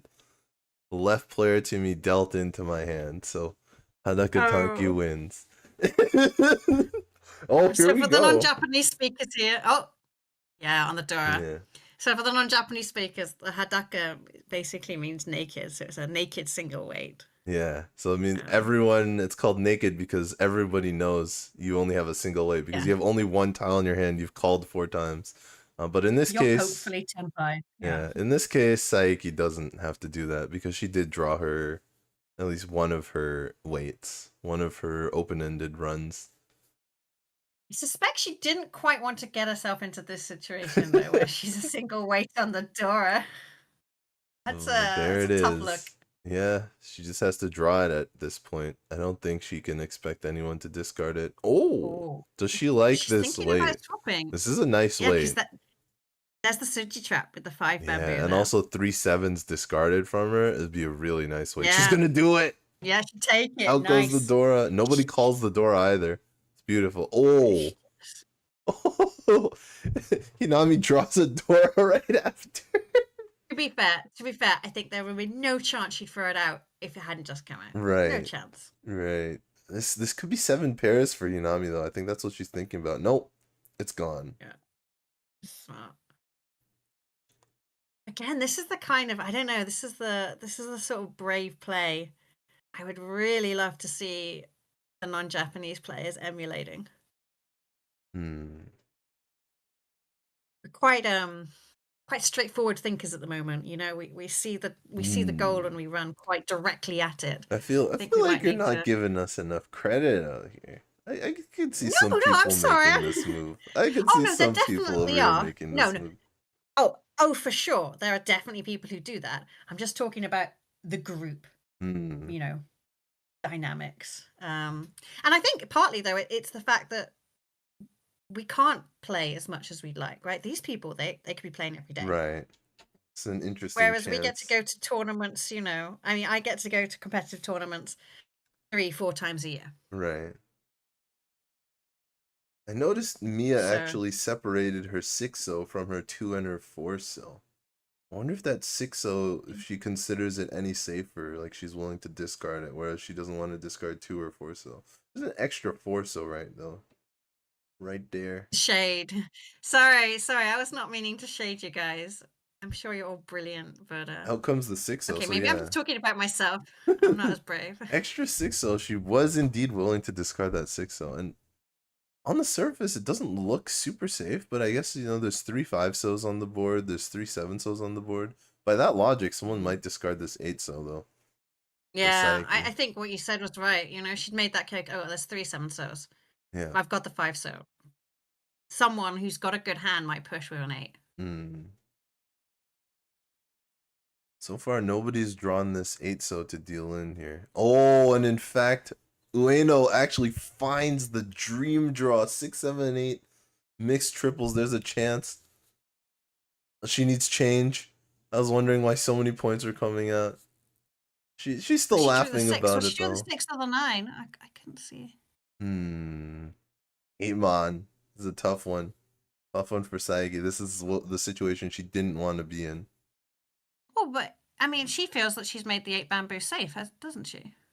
8 bamboo does feel pretty safe. I mean, it is safe here in this situation, but I think that Amon deals in. Oh, is that the tile? No. No, it's not. What No, was it's she not. waiting No. for? She's waiting for something with the 6, 7, 8. She's on the pin suit. She's waiting. Ah, you're right. She needs Yeah, 8 5 pin. 8. Oh, she does have the 6 7 8. She does. Yeah, she really wants that 8 pin. Yeah. Oh, what's that? Oh, Dora I thought she'd Reach! draw the 2.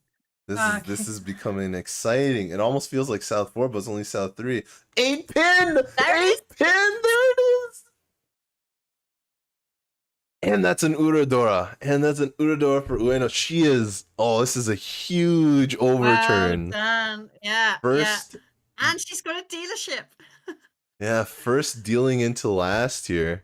That's true. You have to think about how many points are left. How many minutes, I mean, not points. Because Ueno still needs to do more here. But at least she has one dealer. But can she get more? Well, first she has to make them herself. She has to win the hand or get Tenpai. But then the next question is, will the timer stop her? Oh, that was... Yeah. What a big exciting. turnaround. That's going to put Hinami in first place right now. Oh, someone dropped Right? the tile. Somebody revealed the tile. Pretty nice tile too. Fumbled. Yeah, that 4 pin is a pretty nice tile as well. Here we are, South 4. Hinami with the lead. Yeah. Wow. Saeki probably has the salty tears now. She's sitting in the middle of the pack there. Second place, but only by a little. And Hinami's, slow and steady style has really won it for her. Yeah, let someone else get the Hanemon so you can take the lead. Hinami's gonna try and end it here. Both South and North are value tiles for her, so either way she's got Yaku. This is a really good place for Hinami to be. Great position for Hinami. I mean, it must be tough for Saeki to come back from this psychologically. She's been in first this entire game, and then, but Ueno could get into third. It's not say easiest dealer, but certainly easier than if she wasn't the last dealer. Right. We got the cheat Tenpai, and Mia has that South, and she really cannot use that South. This could be over. Yeah. Oh, is that Tenpai? Ueno! Can she get it, or will the South come out here? That's pretty for Ueno. Oh, that's brutal for Ueno. Oh, Hinami. Catching it up there. I mean, her open calls kind of reveal that That's what she needs. Yeah, but I mean, those last hands Yeah, you gotta do what kind you of gotta just play do. play themselves. Yeah.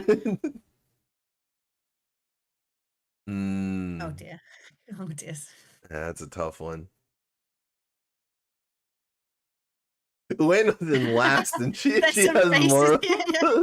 More. But that is Like, the really? end of our second game there. Yeah.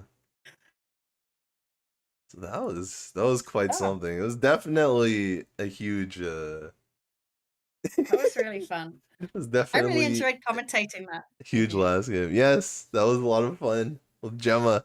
That was my first commentating, guys. As I said, I'll repeat. Please do give us your input about what you're liking, what you're not liking. But whatever you do, you should like and subscribe. And also, I'd be really interested to know what you think you're picking up from these kinds of streams. Is it style? Is it different styles to kind of add to your play? It's the sort of thing that we kind of need to know if we're going to keep pushing this community forward. Um, Yeah, yeah, tell us I what guess. you like, what you don't like about the stream. Yeah, and I guess Ueno probably taught us why you should hate being a North. Oh, she was so But close there. but She just as you get tempai when somebody else wins. That's the worst. But it's interesting, if you compare the first game that you commentate and the second game, we saw two very different North Seat positions. The strength of being a North Seat by being able to be Tenpai and then going, actually, no, I'm no 10 to end the Right. game. Yeah. Or this terrible position where you have a great fast reach and then it's just whisked out from under you. Yeah, For by no an good even reason. faster open called hand. I mean, to be fair, that can Yeah. happen even if you're not in North Seat. But the other thing is she was fighting against the timer on that one, right? Because of the East 3.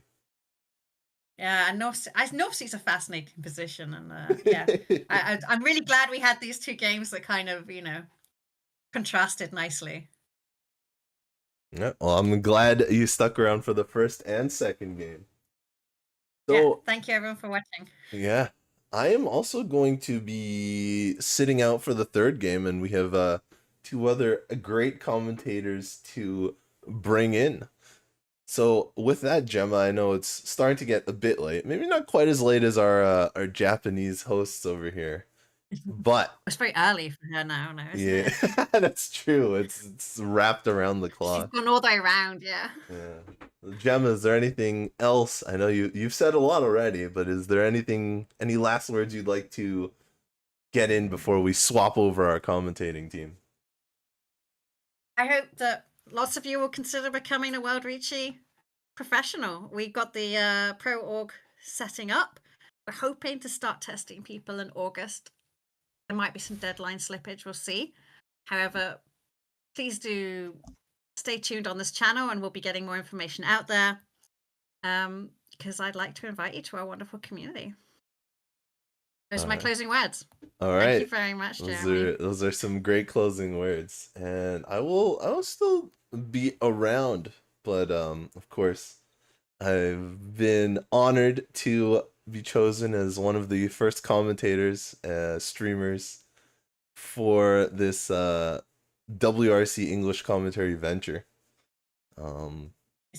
Thank you for joining us. It's been so great to have Yeah. some experienced talent already. Make it easier for us. All right. But that being said, we are definitely not done. There's one more game on the day, so we're going to go on a short break while we get everything set up. Don't go anywhere. Bye.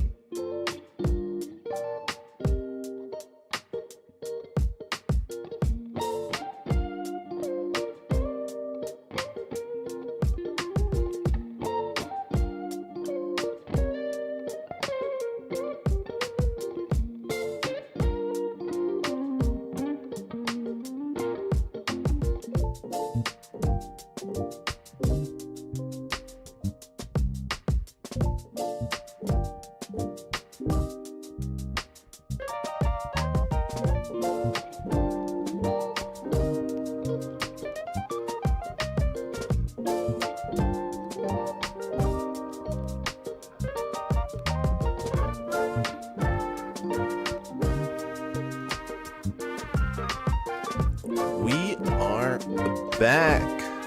I am here in the just the hosting position this time, because in game 3 we have 2 commentators. We've got Jenn, of course, you heard her at the beginning, big mastermind behind the Yukan Fuji Cup, and also player. What's up, Jenn? Welcome Eventually. Maybe in October I'm gonna play. And you've heard quite a bit about Jenn, but you might not have heard so much about Arthur or Corak here. What's up? Hello, everyone. So I've been playing for about 10 years now. I do a lot of commentary stream for the American Riichi Mahjong League, and my voice is very recognizable. Apparently, I had Riichi know me open. I think 20 different people like, wait, I don't know you, but I definitely know your voice. 100%. We're in good hands. You're in good voice. I'm not sure how you would say that for a commentator, but it's all good here. Corak, They asked me to give a tile or something as my choice, and my response was, give me a north wind, or if you have an actual green dragon, do that, because they don't actually exist. I may have seen 100 green dragons, and only 2 of them were green. The rest were black. That was the biggest request that we got back when we had Mahjong Mart, the online Mahjong store before the EU became unbearable. Sorry. But that was the biggest request. They only wanted to order tile sets if the green dragon was actually green. Well, it is just right there in the name, so you'd kind of expect it, and then you look at it, you go, but I know they can print green things. We can look at the 2-so, the 3-so, the 6, the 8, all of them, and just it's never the green dragon. Yep. Well, now we can understand. It was a hard request to fill. Yeah. Yeah, I actually feel like I got mind read a little there, because that's exactly what I was gonna ask Corak. Why do you decide to be a green dragon? To be difficult, why else? So It was I did have to like fashion I don't even know if this was the correct one, but I did have to fashion it because I think the original black dragon was black, and I had to find a green one and cut and paste and she made it. Amazing. So, Corak, you talked about the American Riichi Mahjong League and that you've been commentating it already before, and I believe you're also a participant in it, right? Yes. So the American Riichi Mahjong League started 2.5 years ago. It's quarterly, so every 3 months, seasonal pro style type league with promotion, relegation, something Americans aren't really used to most of the time, especially with some of our sports. But it was built off some of the Japanese pro leagues, and in the first season, we kind of split everyone up into divisions, and I've been in the top league every season since they started, and it's been rough. This is a hard game to just consistently stay above water, even over 24 games. We talk about, so what's kind of a skill level test? It's maybe 200. You can make an argument as much as 1,000, but I think you get a pretty good idea around 200. And it's just been consistent, and sometimes you get those good days and sometimes you get those bad days. The question always is when you're playing is, can you mitigate those bad ones and capitalize on the good ones? And I've done okay, but I haven't actually won any seasons yet, which has been very frustrating. That's my goal for this year. So he's looking for the champion. He's looking to be the champion of A1 League, the champion of ARML for at least a season. I've been second twice, a third, and a fourth, I believe. So I've been close, but haven't hit that hump yet. That's solid. That's solid. And with all the commentary you've done, have you ever commentated a pro match before? I don't think so. I've had some casual stuff in just Discord calls while watching some of the streams along this line, and of course, just sitting there watching M League games, giving basic commentary on it. But I don't think I've done a formal pro cast. So this will be an interesting experience. Well, I hope you're excited because we're bringing out our pros here for game number 3. We've got Miki Nanase for a full flush. We've got Aimi Sugimura for 3 Mahjong NikoNiko. We've got Ayane Ishida for Citrus. And for Firebird, rounding it out, we've got Momoko Miura. This is going to be a set of all new players. So it looks like all of the teams have managed to field all of their players for the first day. Yeah, I think that a lot of times that there'll be one player who plays 3 games in a day. But usually for the broadcast tables, they like to each get a turn to be seen. So you'll see a lot of teams switch out a player every game. Yeah. On the broadcast tables that we're watching. Does make a lot of sense. Is everybody ready? Yeah, actually, ever since I started trying to commentate on Armel, I've been begging Corak to commentate with me, and this is actually the first time that we will be commentating together. Yeah, those time zones are a real pain. Funny how that works. Yeah, it's tough when we have to play our games as well. The scheduling is always difficult, but here we go. Yeah, no pressure. Just like these players. No pressure for these players as well, right? Well, especially when you're in that first session, you just want to get that solid score, build up. There's a long way to go, but you just want a solid, respectful game. And just don't, you have that potential burden to bring your team down, but this is just your get out there, set the tone, and really try and set your team up to roll over roll over the rest of the competition as the months continue. Roll over can mean so many different things. Oh yeah, steamroll. That's the one I was looking for. Hopefully, you can't roll over a different way. That's not what you're aiming for. So the first hand here, nice shape in Pinzu. Not too much else here. We'll get this sorted in a bit. Of course, you see that 7, 8, 9 in Manzu. Looks just kind of like Pinfu. Can we get the Dora? We'll see it in a bit. Also a nice little 1, 3 and a 1, 2, 4, 5, 6, 6. All right, Dora is 6 pins, so this is a interesting pair type hand. You have the 5, 6, 7, maybe a Tanya. You do have that 2 south. That is south is Yakuai. And we have a double Haku, so that can just be a call and go. Maybe build a Chanta into this type of hand. And then you have this, which is much less impressive than the other hands. Just want to go for Kokshi with that last one. Yeah, it's pretty grim. Sometimes you take one look at it, go, yeah, this is not it, and that is definitely how I feel about that one. But that's the thing about Mahjong is the worse the hand starts, the more tiles improve you. True, and you have there are a lot of single middle tiles in that hand that could get stuck to, but she chooses to go for the outside tiles more. We're always trying to build some sort of value. It's awkward though with six-pin Dora. So you know other people are going to have it or going to use it. So the question is, how are you going to try and build anything from it? And it's really seeing basic efficiency for most of them. But then again, this hand, maybe even just hedging Chitoitsu with 2 pairs, just figuring the hand's irredeemable. Speaking of not irredeemable, what about 3 Dora? Wow. The problem is there's no Yaku yet for this hand. It's hard to make it into a Tanya because there's just not enough blocks for it. So it looks like she's just gonna try and go for some kind of reach. Yeah, you just reach you that. Now, an interesting choice if you see the 3 so, do you just pawn it, cut that, and then maybe the 1 and flex around with the 2? There are some potential movements around with that type of hand. And a 3rd pair here, long way to go, but seems like the best route at this point. And of course, you have that 7-8-9, so I don't think you can even really go Tanya without a shift, but you're always trying to keep your options open at this point. Yeah, the 7-8-9 and the cracks and also the 1-2 and the dots are the real neck there to try and make a Yaku. And also waiting for the Dorasuji sideway. That's really rough. So hopefully she'll get something she can switch it out for. Well, that's the advantage of 3 Doras. You don't have to think too hard. You just say, you know what? If I draw it, I draw it. If I don't, I don't. But it does hurt. I mean, it feels so emotionally painful when you don't get to win that hand. Oh yeah, you have 3 Dora that early. Like, I have to win this hand. And some of the times like, well, now you can definitely think about some shifting. That 6-mon actually really fixes some of the bottom, especially if you pair up, say, 2-pin. Then I think you just look for a Tanya route. That's a really important draw.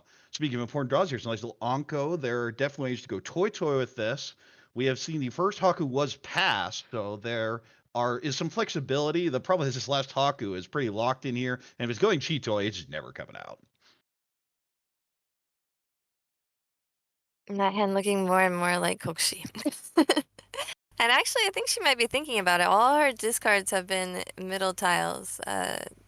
Sugimura Pro there. Well, we've seen the South call, and just now waiting on that Tempai will just be 2,000. And Sugimura goes straight for the Chitoi, probably folding. Well, that's one of the advantages of Chitoi is you can just hold safe tiles and not worry about it. We see here just that 1-4 so wait for 2,000 seems like the most likely hand to finish. Ishida moves ahead, just one away from ready. Yeah, Sugimura is lucky. All of the pairs that she has are outside tiles, so it's really easy to fold if she needs to. Can do a bit of a shift, but I don't think it really helps either way. It just throws the 4 right back. Speaking of 4, is a different one that also doesn't really fit. And this is what happens a lot of the time. And everyone's kind of close, but the hand just don't budge. Now, this is a very interesting tile. I think I like the 1 so cut here. Yeah, it definitely makes it easier for calling for a Tanyo hand. And immediately 3 so comes out, and you can't really call it now because you still have that 1-2. Definitely locked into that position. Yeah, the 1 isn't that helpful. It only helps with the 2, but in the end... Just the deal in quick 2,000, and we'll move to East 2. Miura will take a small lead going into the second hand, and her turn at dealer.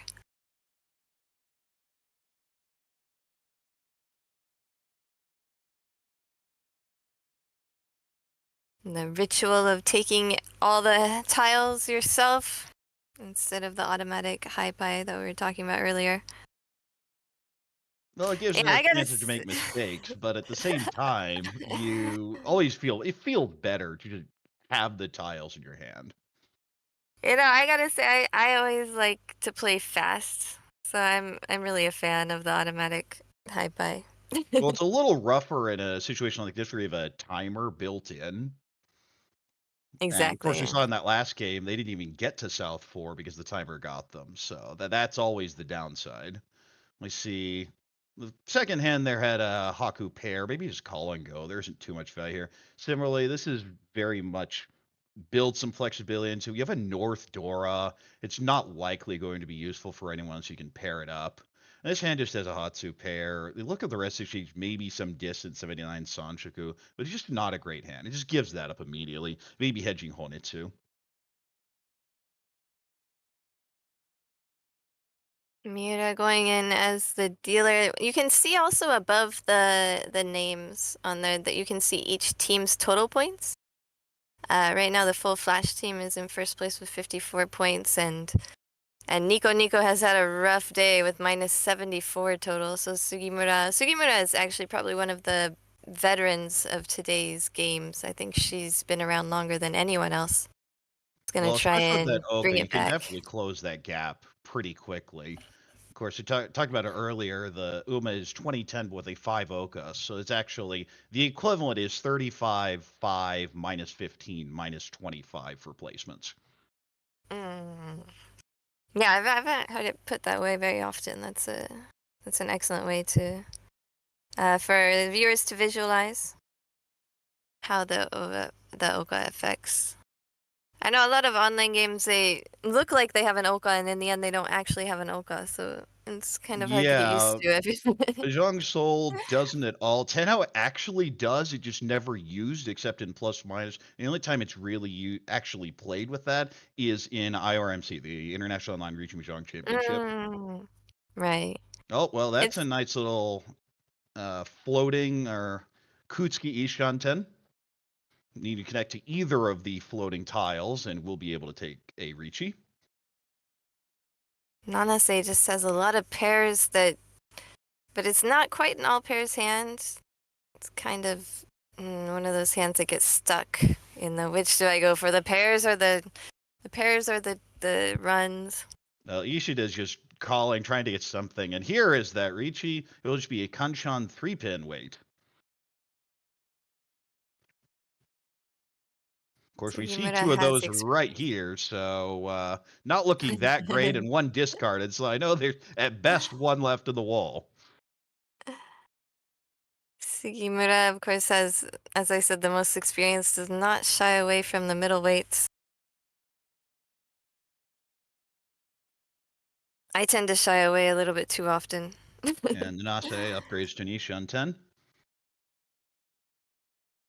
Oh, well, that's Tempai if you want to throw the Dora. And there it goes.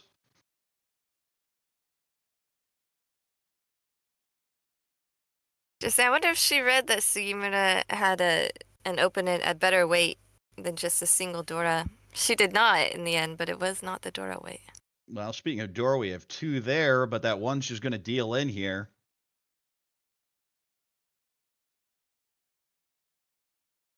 It does not feel like this game is going to have the timer problem that the last game did. They are cruising. Well, when you have people that are just fairly aggressively calling like this, the hands tend to go a lot faster. There are a lot of just past the first Yakuai, maybe if the second will take it. But this table looks a little more aggressive on that end. Hmm. You can see the other tables around have already finished their games for the day. All groups are going to play 3 games. Every day there's a morning session and an afternoon session. This is the morning session. The afternoon session we're going to broadcast tomorrow at the same time. All right, well, that's pretty nice hand. Those are Pinfu, potentially Peiko upgrades, and that's a pretty good hand as well. Basically the same thing, maybe even a distant 79 Sanshoku. Ooh, that 7 is a really nice fill here. These are reasonably fast hands. None of them are just amazing, but they're all really solid. They're all workable. You're just like 1 or 2 tiles and everything feels like that hand needs the 7, so this needs probably a 7 Mon. And you can get really close to Tempai. The problem is just isn't too much value in any of these as of yet. Yeah, I think Nanase has a Sanshoku that she's holding on to the 7 BAM for, which would give her some nice value. Well, there's the fill. Just 1 away for Sugimura. Still holds on to that 7 BAM and chooses to hope for the Sanshoku instead of the twin sequence.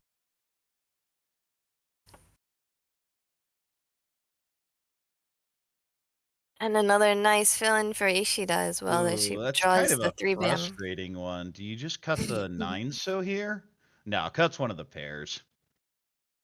This does also give the 3-5-7 Ryankan shape in order to get to that last fill. Right, that's a hard one to recognize sometimes if you're new to the game. 3, 5, 5, 6, 7, 7 actually has a hidden Yankan or double middleweight right there. And another pair. Ouch. Yeah, well, I feel if you weren't going to throw the 3, you'd throw the 9 anyway. So I don't see how you were going to get there. And we'll go ahead and set up the potential Naka Siege trap. You see the 3 pin and the 9 pin out there. So 6 should look relatively safe if there's a Riichi later. Especially that pair cut. You're going, why was that cut? So it's probably just an offsuit, regular, open weight. But this is Tempai waiting on 3 pin, but will not take it. She says maybe if she sticks something to the 5 crack, she can get open-ended and use the north as a pair. Nice. Or get Throw something else there. in the Throw that dots. 9. Well, that's Another Tempai Tempai. waiting on that 8 pin, and this looks like it's going to be Riichi.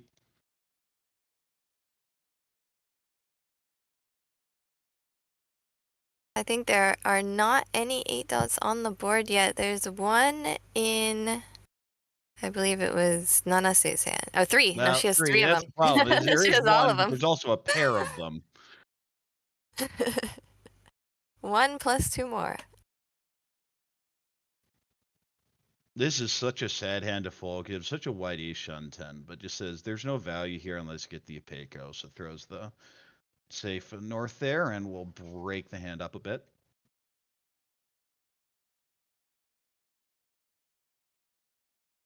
Alright, keeps this an open-ended if she decides to go for it in a minute. Well, that gives a way back in. Ooh, that's an interesting draw here, because you really want that 79 Sanjoku, but you're trying to balance your risk and just throws the safe 9. And she kept the 7 bam so long hoping for that Sanjoku. It's so close to it, but the reach just messes everything up. Ooh, well, that's a draw. You can cut the 9 so here. I think that's what I'd do. It is near Dora, but... Leaves lots of options for Tempai still, and is safe for the time being.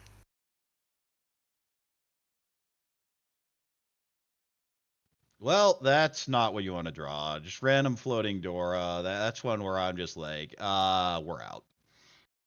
We're out, but how is she gonna go out with this? See, that's the long pause here. Throws the 4. And for a discard, actually, it also leaves some options still for a Tempai if some other tiles become safe later.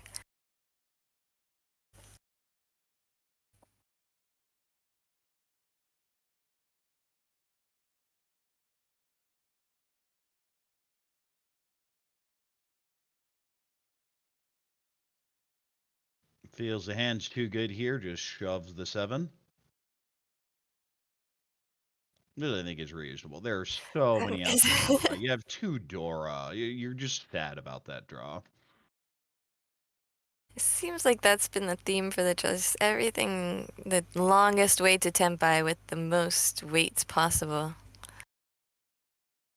Just not getting the tiles that she needs. Well, certainly getting closer here. And of course, the real question is, where's that last 8 pin?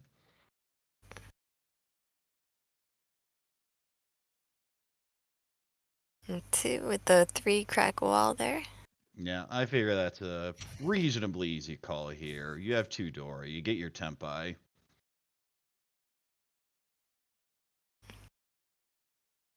Yeah, Tempai, but looking for a way to change the weight somehow.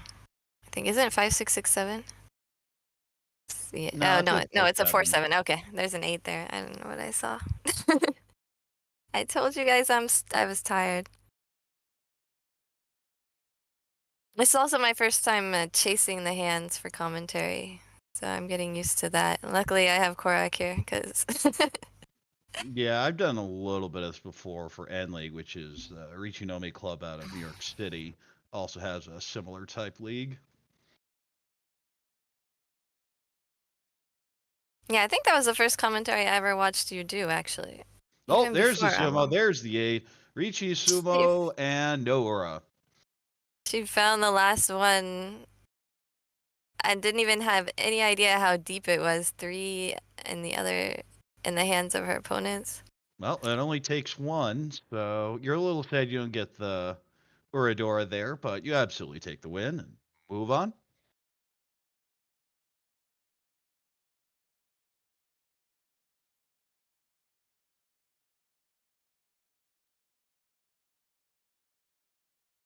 So the other tables are done not only because they might have played faster, because a lot of times the TV table plays a little bit slower, but also they do entry interviews. So each player actually did an interview before this game started, and they do it for all of the TV games. So usually those games end up finishing a little bit later.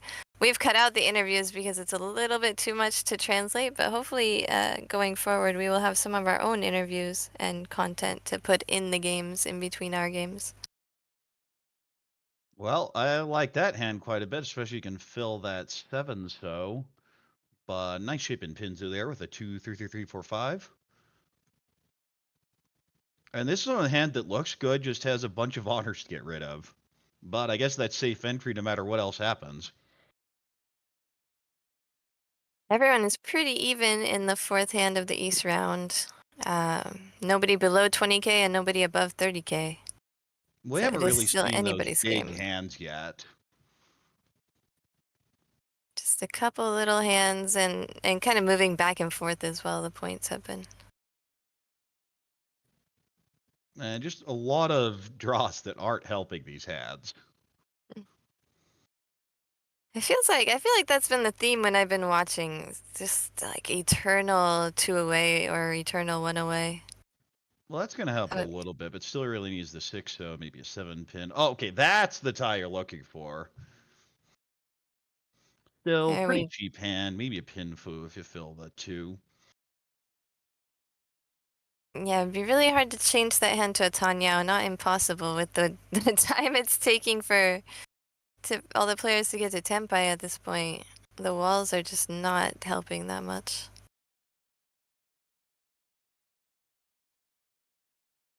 And Nanase actually could be going for a flush if she decides to get rid of... There's only 2 tiles that she would have to get rid of to lock in her flush. Could also go for a straight. Of course, better answer, both. Both is good. Miura is thinking, decides to get rid of the 4. Hoping something So sticks somewhere else. Tenpai. It's kind of an ugly one. We'll see if it's taken. There it goes. Riichi only on the 2-mon. Riichi no Mi. First to reach may win the pot. And immediately see the 2-pin come out. Kind of destroys that hand. It might be a little bit more pushing here just because of all those safe tiles to work from. Yeah, probably not going to go for the flush that I was hoping for anymore. Would have needed to pair up some of the honor tiles before reach to go. Well, it draws the 1-mon in the pot. It's like, yes, it's not. Wait, there's one less dash here that I was looking for. Oh, well. And that's going to be the deal in. Can't see the Uradora. It's cut off. What was it?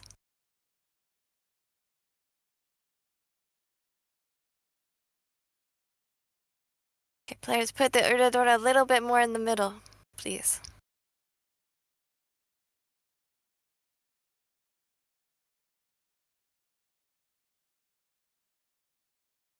Trying to remember where to draw the wall. You know, a lot of pros are also playing mainly online these days, so sometimes we have to think for a second where to break the wall.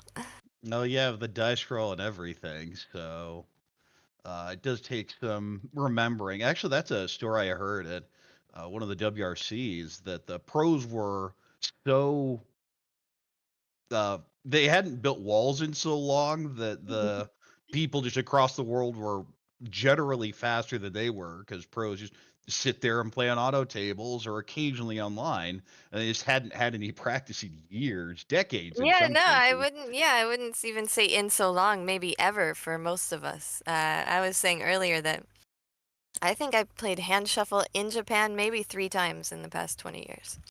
Because when we want to play with friends, we just go to a parlor and rent a table. It's like, you know, 10, 15 bucks an hour. Split amidst 4 people. It's really not very expensive. All right, I have a 6-pin Dora, so that's obviously what's on everyone's mind is can I connect to it? And, well, you have an 8 and a 5, so I get rid of the 8 now. Potential 5, 6, 7 Sanchoku. Oh, is that the tile? No, it's an 8. I wish that was a 6. You look at that, you have a 6, and you're just smiling ear to ear, especially with that being Dora. But nope. They feel really similar when you're feeling it with your thumb there before you look at it too. That's one of the ones you usually have to double check if you're trying to read the tiles with your fingers. I Now, wonder, is it, abandons the 6, 7, 8 Sanchoku here. May just be trying to plan and call this down, try and get this over with. Because that's the thing. When you have an easy to use Dora, there's an incentive to say someone's going to have it, so maybe I want to win a little faster. Ishida has a really easy shift to a Tanyao and starts with the 9 dot. Probably we'll see the 1 crack come out very soon after that. No, almost certainly here. You can even just call it down, though you'd like to stay close and get more value, of course. But we'll just take the Tempai here. This will be a 6-mon, 7-pin Shampon with, most importantly, can accept another Dora and improve the weight at the same time. Yeah, lots of ways to improve the weight there with the pairs stuck to the sequences on both sides.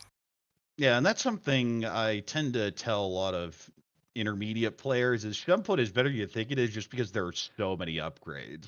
You look at the Kanchan, it's like, well, what am I going to do with a 2-4? I can get a 5, great, but what else? Or if I have a pair of 4s in one suit and a pair of 7s in another suit, there are all sorts of ways for that to improve. Oh, speaking of, there's our Dora draw. And chooses to discard the 7, maybe hoping that that will entice some more 7 dots to be discarded, or people who have them to see it as a 1 chance or a partial wall. Discard the 8.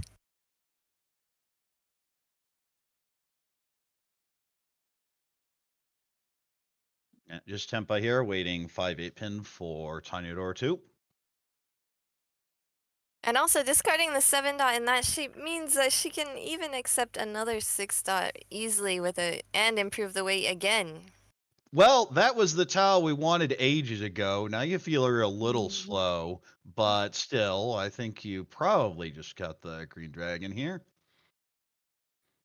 Could go with the 1-so and maybe make a choice later, but yeah, he just goes for the Pinfu here. Plus, it's pretty safe entry. It's possible someone's already Tempai waiting on it, but especially if someone pulls it, you're not even that sad because it's okay. Well, I was never doing anything with this. Yeah. Oh, there's our Tempai. 3-sided Riichi, Pinfu, Dora, maybe 2 Dora. Insta reach on that hand. In You're in Japanese, we say excellent position sokuri. here to jump and expand this lead in first. Ishida pushes forward with discarding the 7 crack. Definitely not safe to the reach, but she has enough return that she's willing to take that risk. And all of a sudden, a hand like this shrinks when you see a Riichi and an obvious push afterwards. Well, that is one of the Pinzu, but not the right one for either player.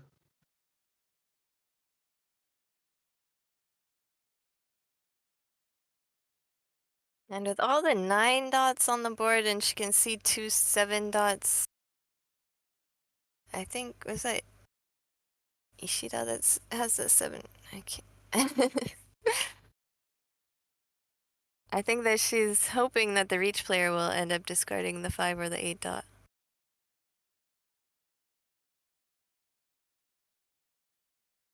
And just pretty much folding from the other two at this point. There's no real incentive to get involved. The shapes are There comes back. the Oh, there goes the 8. 8. That's a shove. Just about to See, say, I she think they're just resembs it folding. to the Gets a little dealer. aggressive. I mean, Yeah. yeah, she was folding. Well, Unfortunate. unfortunate there. Deals in. So that's a Tanya Dora 2. Nice Riichi stick pickup as well. So that's, I believe, the biggest hand we've seen so far.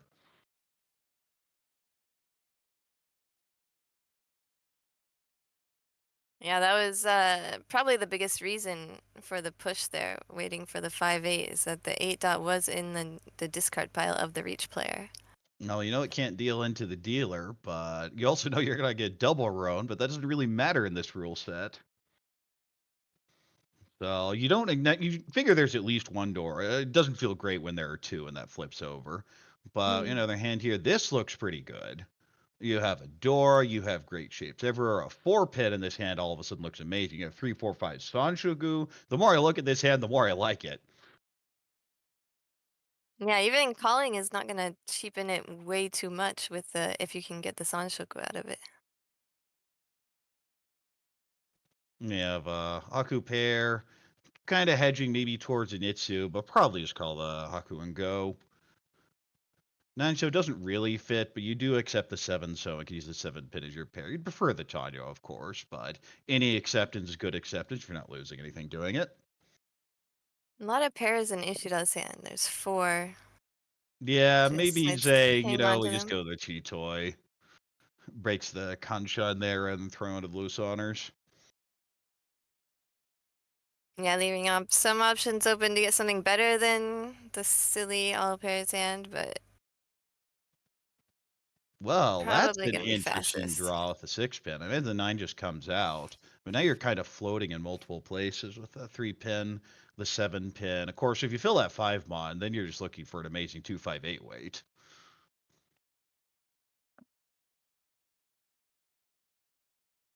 Kimura, rough hand. But she is the last dealer. She does not need to be too crazy yet, even though we're in South 2. She's the one who has the most time compared to everyone else. Ooh, do you give up on the Sanshoku? The hand is definitely telling you to. You could also cut the 6-7 mon because of the overlap. But the normal cut here, I believe, is 3-pin, and there it goes.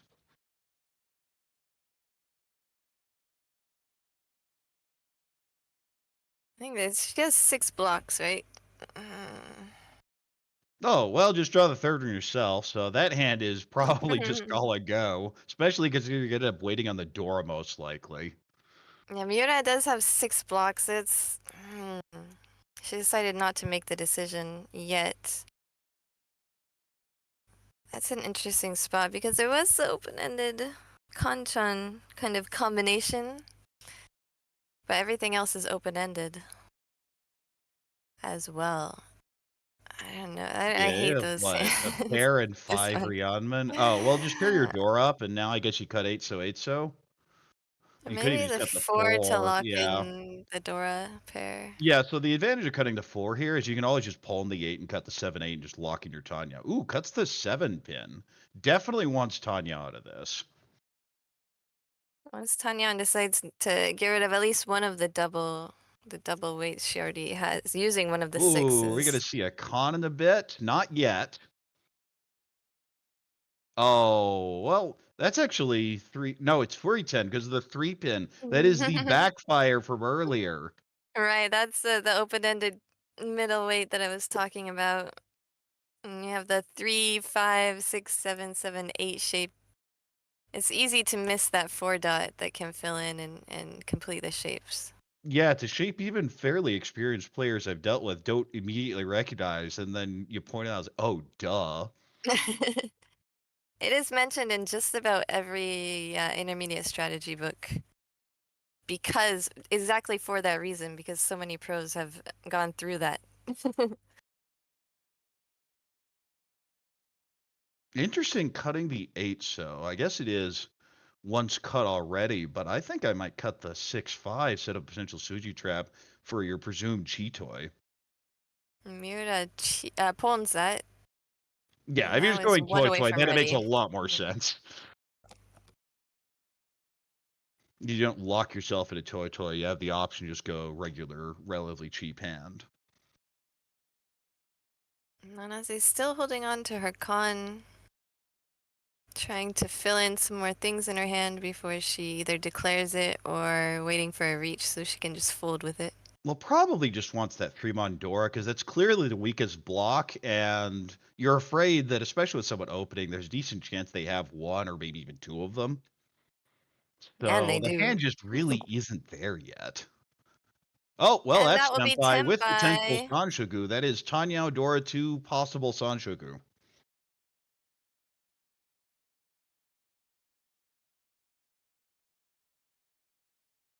Yes, Sugimura really has nothing to push with. She's gonna have to fold that hand.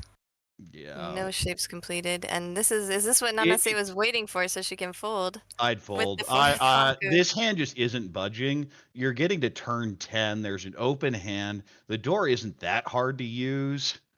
So, oh, well, when you're thinking Chitoy, that's not really the draw you want. We'll deal the Sanzo. It is the cheap end, but it will be a Tanya Door 2. And I shall pick up there for Miura. And as dealer, that will be 5,800 points. And she will one more turn a dealer, at least.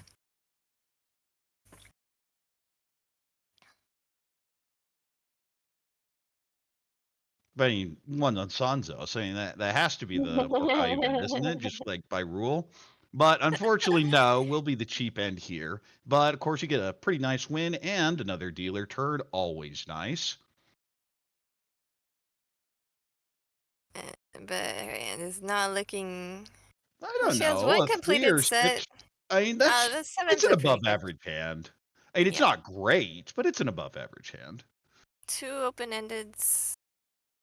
Potential bad. 7, 8, 9 Sanshoku, especially if you get that fill with the 5, 7, 7, 8. Oh, now this, on the other hand, it looks like a much better hand. Could go Honitsu, could go just Chanta with it, but Honitsu is almost always, when you're given an option to go Honitsu, I feel, especially without red 5, just go for it. Sugimura gets another call. Now she has her Seat Wind and the White And Dragon. there she goes. That is definitely a Honitsu play or a half flush. She's going to try and lock in some points so that she will be in a good position going into her last turn at dealer, which will be the last hand of the game. Well, we mentioned it earlier, but that Oka, or first place bonus, is so important here. You're sitting there at 32-8, and you're thinking, I'm not even that comfortable. Yeah, and then first place is suddenly plus 40 more. Well, this is the problem with Horitsu, is you get the otters, you're like, oh, I guess I have to take them, but they don't do anything, at least not yet. Yeah, they serve a little bit of defense later on. Not instead of camouflaging the hand, you get rid of the dangerous middle tiles first, and she will chi with the 1. Still 1 away from ready, even after 3 calls. Yes, and interestingly, if the 7 mana is drawn, it will also be Chanta. I presume you wait on the Hatsu over the 2 mon. I mean, there are some people out there that'll wait on that 2 mon, and they'll just stare at it and go, wait, what? And the problem is they win with it. And Well, yeah, if they're you playing just against me, at draw it least. yourself, who worries about it?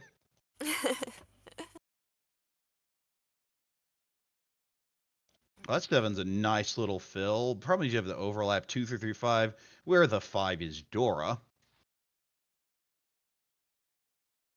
4 gives us to a 2, 3, 4 Sanshoku shift. It's actually a pretty nice draw, but doesn't want to throw that 5 mon ever, and is probably just folding. Yeah, still This 2 is away. 1 So away tough. with a potential Sanshoku, Dora, and maybe a Pinfu. I think you have to throw the 7, so yeah. Yeah, it's which dangerous tile to discard first, kind of. Oh, well, that's a draw. I mean, it's either the 2 or the 8 in Pinzu. Which one? We'll throw the 2. You don't really want to have to throw the door later. I guess you get the 7. It's like, okay.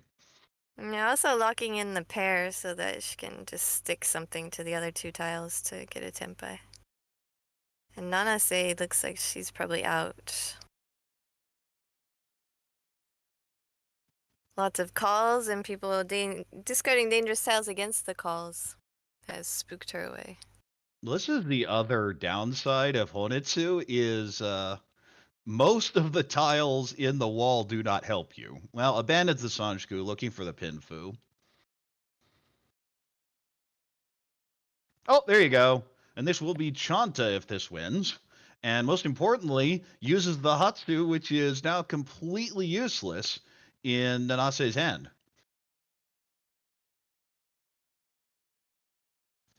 Ooh, you could 3-pin Dama cut here, or could even Riichi this. Yeah, I really like the 3-dot Dama, actually. It could change to Sanshoku Yeah, and... you have such an upgrade if you get a 6. It's so tempting. I also, of course, am known for just saying, don't worry about it, Riichi. I would probably just slam the 3-pin and say, I don't care. My pros are generally much more conservative than me on this type of thing. I think she still has a turn at dealer, so she doesn't have to be that crazy. And also, she's not that... I mean, she's in second place. So it's a good position to just try and gain a few more points instead of... Putting yourself in a lot of danger. Because you yeah, do the have big that risk. 3-call Honitsu and a Tadashi, or a discard from hand. So you know it's Tempai. Miura also went away.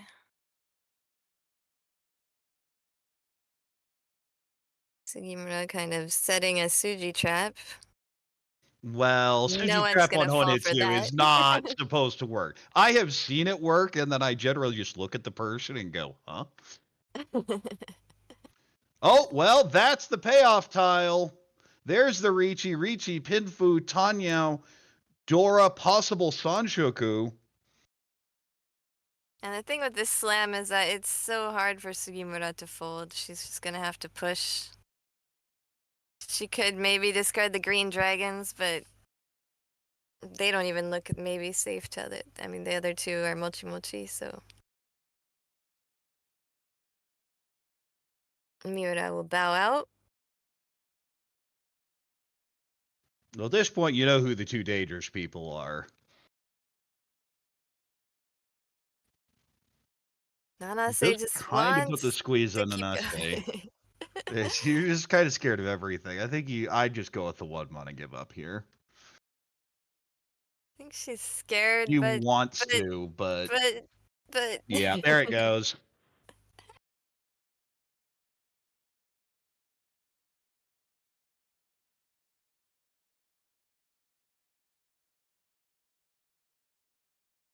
Sugimura will just maintain her tempai.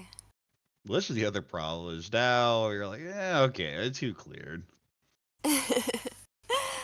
Nanase keeps getting good tiles after she decided to fold.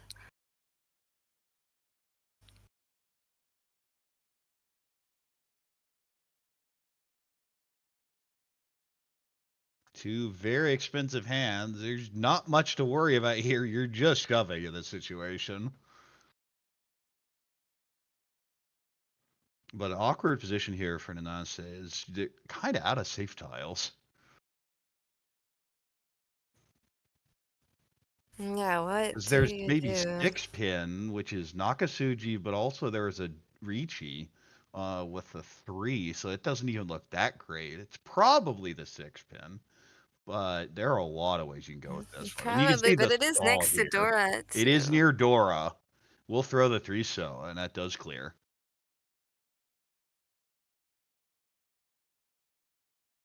That's a situation where everything is bad. You saw even the pros are like, I don't know. Oh, that 7's gonna deal in. Oh, this is a big hand. Let's see it. We have the Shanta. That's at least, Shahakutanta. yeah, that's Mongon. Sugimura put herself in a great position to try and make up some of the points that her team lost in the first 2 games. Well, you said coming in was one of the veterans for this table. Yeah, I think she's been around longer than me, possibly, or maybe just around the same time.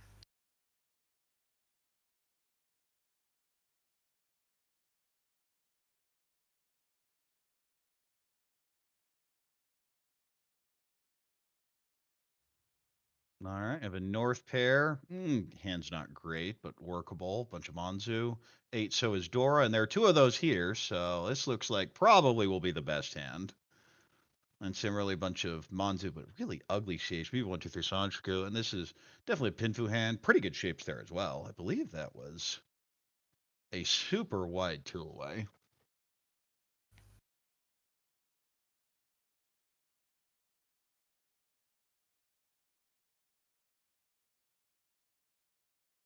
I have so much for Ishida to work with.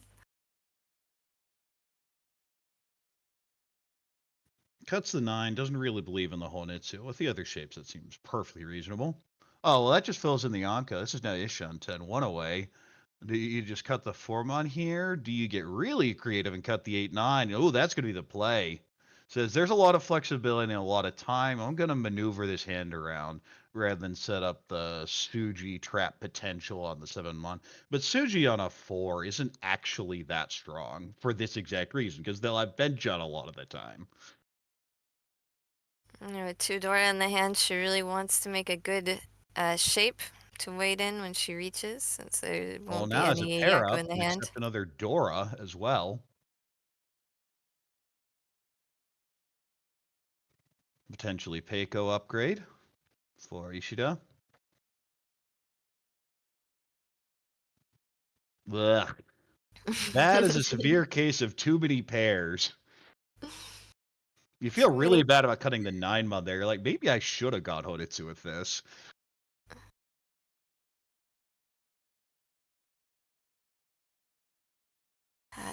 Miura's hand just makes me so anxious. I hate those shapes. They're so hard to work with.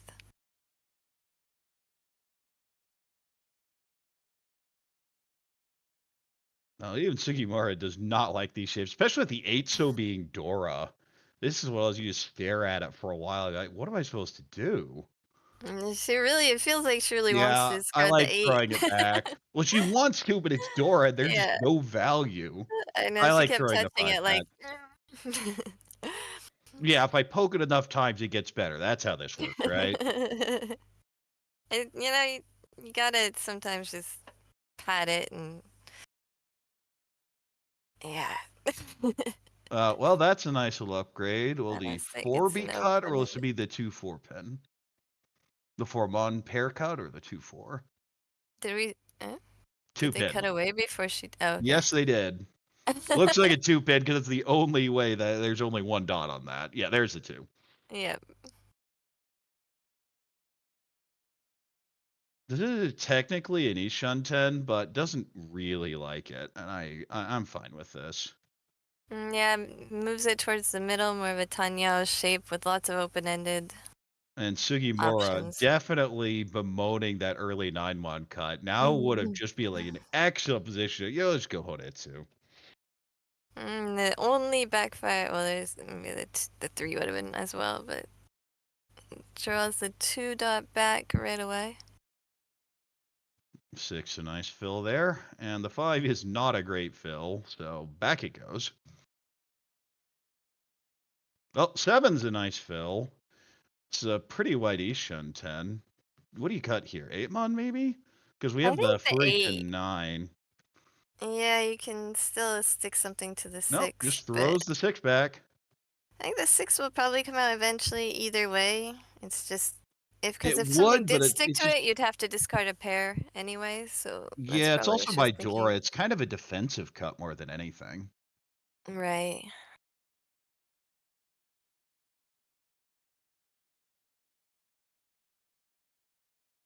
Miura thinking, she draws a gut shot, discards a Yeah, kind of just trying to floating. get the Ipeco out of this. The 3-mon will get you there. You could even Dama if you want at that point.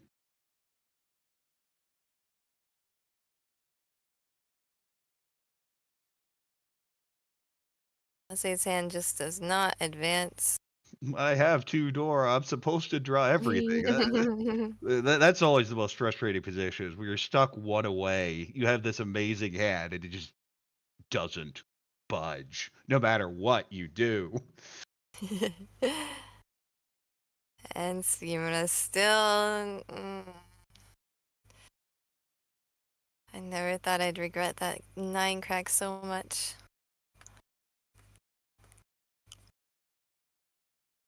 And Ishida also not getting any help. Paired up the 7 bams to draw before, but that's not even really a big help either. Oh, now I look at that pawn. That 6-0 cut earlier makes more sense. I missed the 5 had already been discarded, so a lot of the upgrades were Fruiton anyway. Oh, yeah, And we there can't is our see it on the Riichi board. Formon, 8-so Shumpon, Riichi Dora 2, potentially Dora 3. You don't really expect either to come out. You're just hoping to sumo.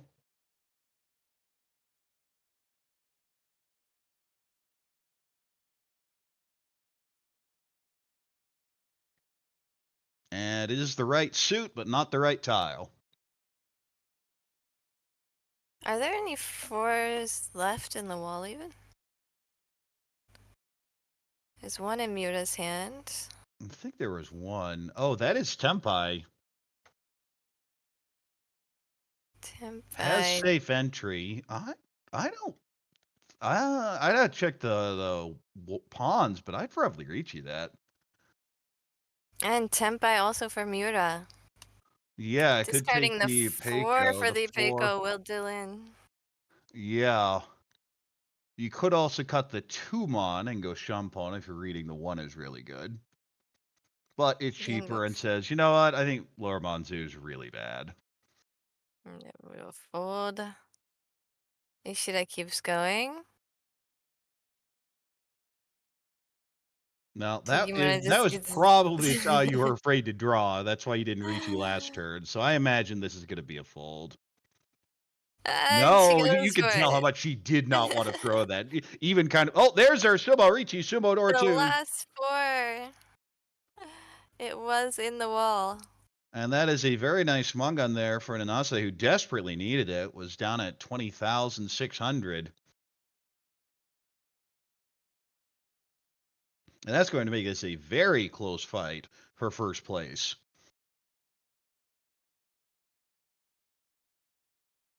Such a contrast to the game before that took forever and didn't even finish. We're almost done with this game already.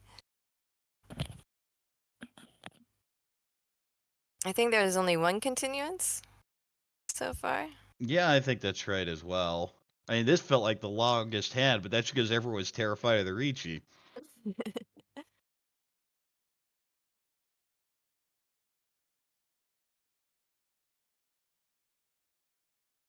Kind of Sugimura middling will. hand, distant Itsu. 7-so would make it workable. You have another Penchon, though. Dora is Hatsu. That on their hand is just, hey, I have Chanta, don't worry about it. And needs to come up with 2,200 points from this, which is the interesting part. Because you really don't want to accept a cheap second here. And just keeps the blocks as is, throws it back. Potential 79 Stanshugu here for Miura. Ishida has that Dora pair, so maybe also potential Itsu. Could always call for Itsu Dora 2 for that matter. But at 13-1, you're just hoping for a lot more than that. Yeah. So far away even from third place. I wonder, since Sugimura is really close to second place and first place even. But even winning and taking first place will not let her end the game. Yeah, this is the situation where you just need to win hands. It doesn't have to be big. Of course, it's nice if it's big, but just get your repeats. The game has been fast. You don't really have to worry about the timer. You just look for any excuse to speed this hand up. The problem is you look at that hand and that's just not fast. There's no way to look at it and go, yeah, we'll just call it maybe hedge. Itsu? It's all ugly. Ooh, that's an interesting draw. Cuts the 1-2 Penchun. Also allows for some Honitsu plays. Yeah, and holding on to more pairs, so it makes it a very pwnable hand. Ooh, so there we see Ishida saying, you know, we're going to go for everything here, which at 13-1 and third is in 27-5. That seems perfectly reasonable. You have to make something happen. Oh, there's the backfire of the June for a few turns ago, but you can't expect that.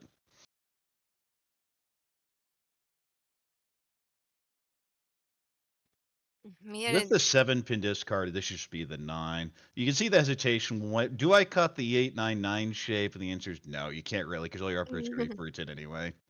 Now, that 3 is a nice fill. Yes, one of the side weights. There's just one Oh more no, the backfire! left. Cut the wrong pension. Punished for lack of faith in Sanso, I guess. Yeah, I guess we know that Saito Go is a firm Sanzo believer, but it hasn't spread quite that far to the rest of No, the but anytime you always professional feel circuit. really bad on those draws. Just any penchant. It's such a bad shape to begin with, and you're just gonna end up drawing it some of the time. Oh, one Ooh. away for Nanase with a potential monster. Not a huge hand. Ishida still with Good 2 enough. Dora. Because you have this really intense fight for first place with 3 people. Again, that Oka is so important. Yeah, Nanase's advantage is that if she does win a 3,900 point hand, the game just ends with her in first place. Right. Sugimura, on any win, you're not out of the danger zone yet. Right. And Nanase can also call anything she wants in her hand.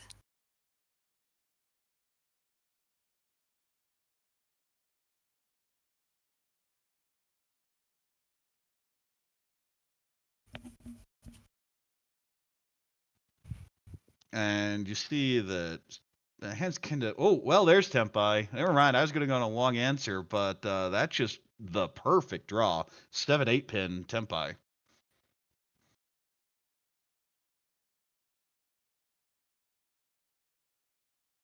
Sugimura just gets Do an you ever open-ended, cut the but Dora, your Dora. dealer? It feels like if you're gonna cut it, it has to be now. Nope, still no. Could switch to a Peitanki, will not do so. Oh, that's Tempai. Will Dama here. Says, I'm in first place, I don't need to reach you, there's no reason. Yeah, winning the hand from Miura also ends the game with her in first place. So we have 2 players who are Tenpai with the exact same conditions in that aspect.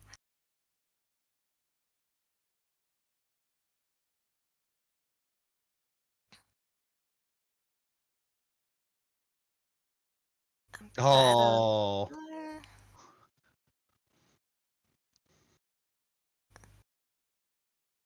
Good one with the switch, but you never know. Oh, Sugimura this is deals it. in! And Nanase will take first place away from Miura. It is the cheap end, not the full manga, but a whole bunch of food there. I believe that's a 6,400. Miura will be in second place. I think that also brings the team even further into first place in the group. The full Flash team. Definitely a lot of action. This table played fast and just went at it. There was some folding, of course, but it felt a lot more aggressive than the first couple games.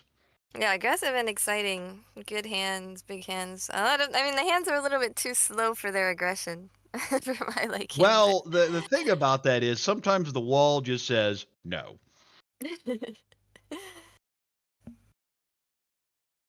All right, and that is our third game and the last game for today. We will be back with 3 more games tomorrow with a new batch of commentators. Corak and I will both be back tomorrow for different games. And we'll also be joined by Nathaniel and Alex Cairo. So we have another all-star cast for commentating tomorrow. And there will be M-Leaguers on the tables tomorrow as well. So that is exciting. M-Leaguers and also wife of M-Leaguer. Should be some fun games. Do we want to look at the standings for the groups real quick? The morning session. I think we had some standings. There's a fade out. Should be coming up soon. All right, Oh, in the top flash. left we have Group 1, which is the team the group that we were watching today. All right, Full Flash solidified the lead there. Firebird in second place with 46 points, and NikoNiko just had a rough day with minus 93. Group 2, I know it's all in Japanese. We don't have the English equivalents quite yet, but Maru House just killed the competition with 109.8. Everyone else in the negative. Hachioji Mahjong KO also the only positive person in there in Group 4. And in Group 3, this is Kenko Mahjong 8 and Mahjong Splash are both in positive, while Jankatsu Master and Heartland are in the negatives over there. And you kind of see in all these situations, the table we got.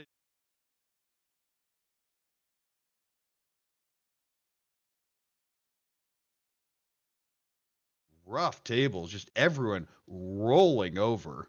yeah, I mean, we do have 9 more sessions to play, so anything could still happen with plus 40 as a first place bonus.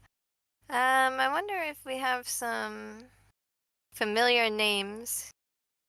Group 5, I'm not sure there are any that would be familiar to the Western audience, but Aoke also over 100 points with All Serious East in second place with 31 points. And Group 6, Mahjong Niao. I think that's Kannai 10, so the Kannai branch of Mahjong Niao. I'm sure you all recognize the Niao sound. Also positive with all the other teams in the negative. We have Matsufu. I think it's Matsufu or Matsukaze. I'll have to double check that one. Really small scores in the Group 7. ML Stadium is a place where all the M-Leaguers go to play. I think probably most people have heard of that. In second place with 5.7 in Group 7. And Group 8, also the scores are pretty small. Mahjong Sakai in first place with 40.3. And Ronron, the Ronron team, is close enough, just one first place away with minus 2.9. So this is a pretty typical for the point exchanges in one session that you'll see as we go through the entire season.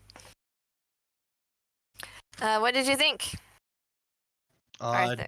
Definitely, especially the game we saw, just aggressive action, folding when they needed to, and a couple situations where you get to see the pro staring there, looking at it and going, "I really don't want to have to throw this," and lots of hesitation. You can see that they're players just like us. You can see the emotions. You can see the distress. You can see just the efficient play, and hopefully everyone learned something along the way. Yeah, it's a whole different dynamic. We're really used to commentating in online games, but when you can actually see the players and we can see their faces in the corner there, yeah, whole different experience for me as well. And also, I finally got my chance to commentate with Corak. I was really exhausted from all the prep I had to do, so hopefully next time I won't be this tired, but it was still a great time. Thank you so much. Oh yes, it was great commentating with you, and yeah, there was a lot of work put into this. So for everyone out there, if you appreciated it, hit the like button, subscribe to the YouTube, and hopefully check us out tomorrow. Yeah, we will be back at the same time. I believe it's 4 p.m. Eastern, 1 p.m. Pacific. That's 8 p.m. UTC or GMT, whichever acronym you might prefer. That's 9 p.m. in England, and you can calculate for the rest of Europe. Yeah, 4 p.m. Eastern for those of us in North America. So with that, I think we're gonna drop off. Hope see you tomorrow. Yeah, make sure you also check out Sparrow's Nest if you are on the East Coast or in New York, and support the WRC team. Thanks. Yeah. Sorry, I jumped in after your sign off. Great times. Thanks, everybody.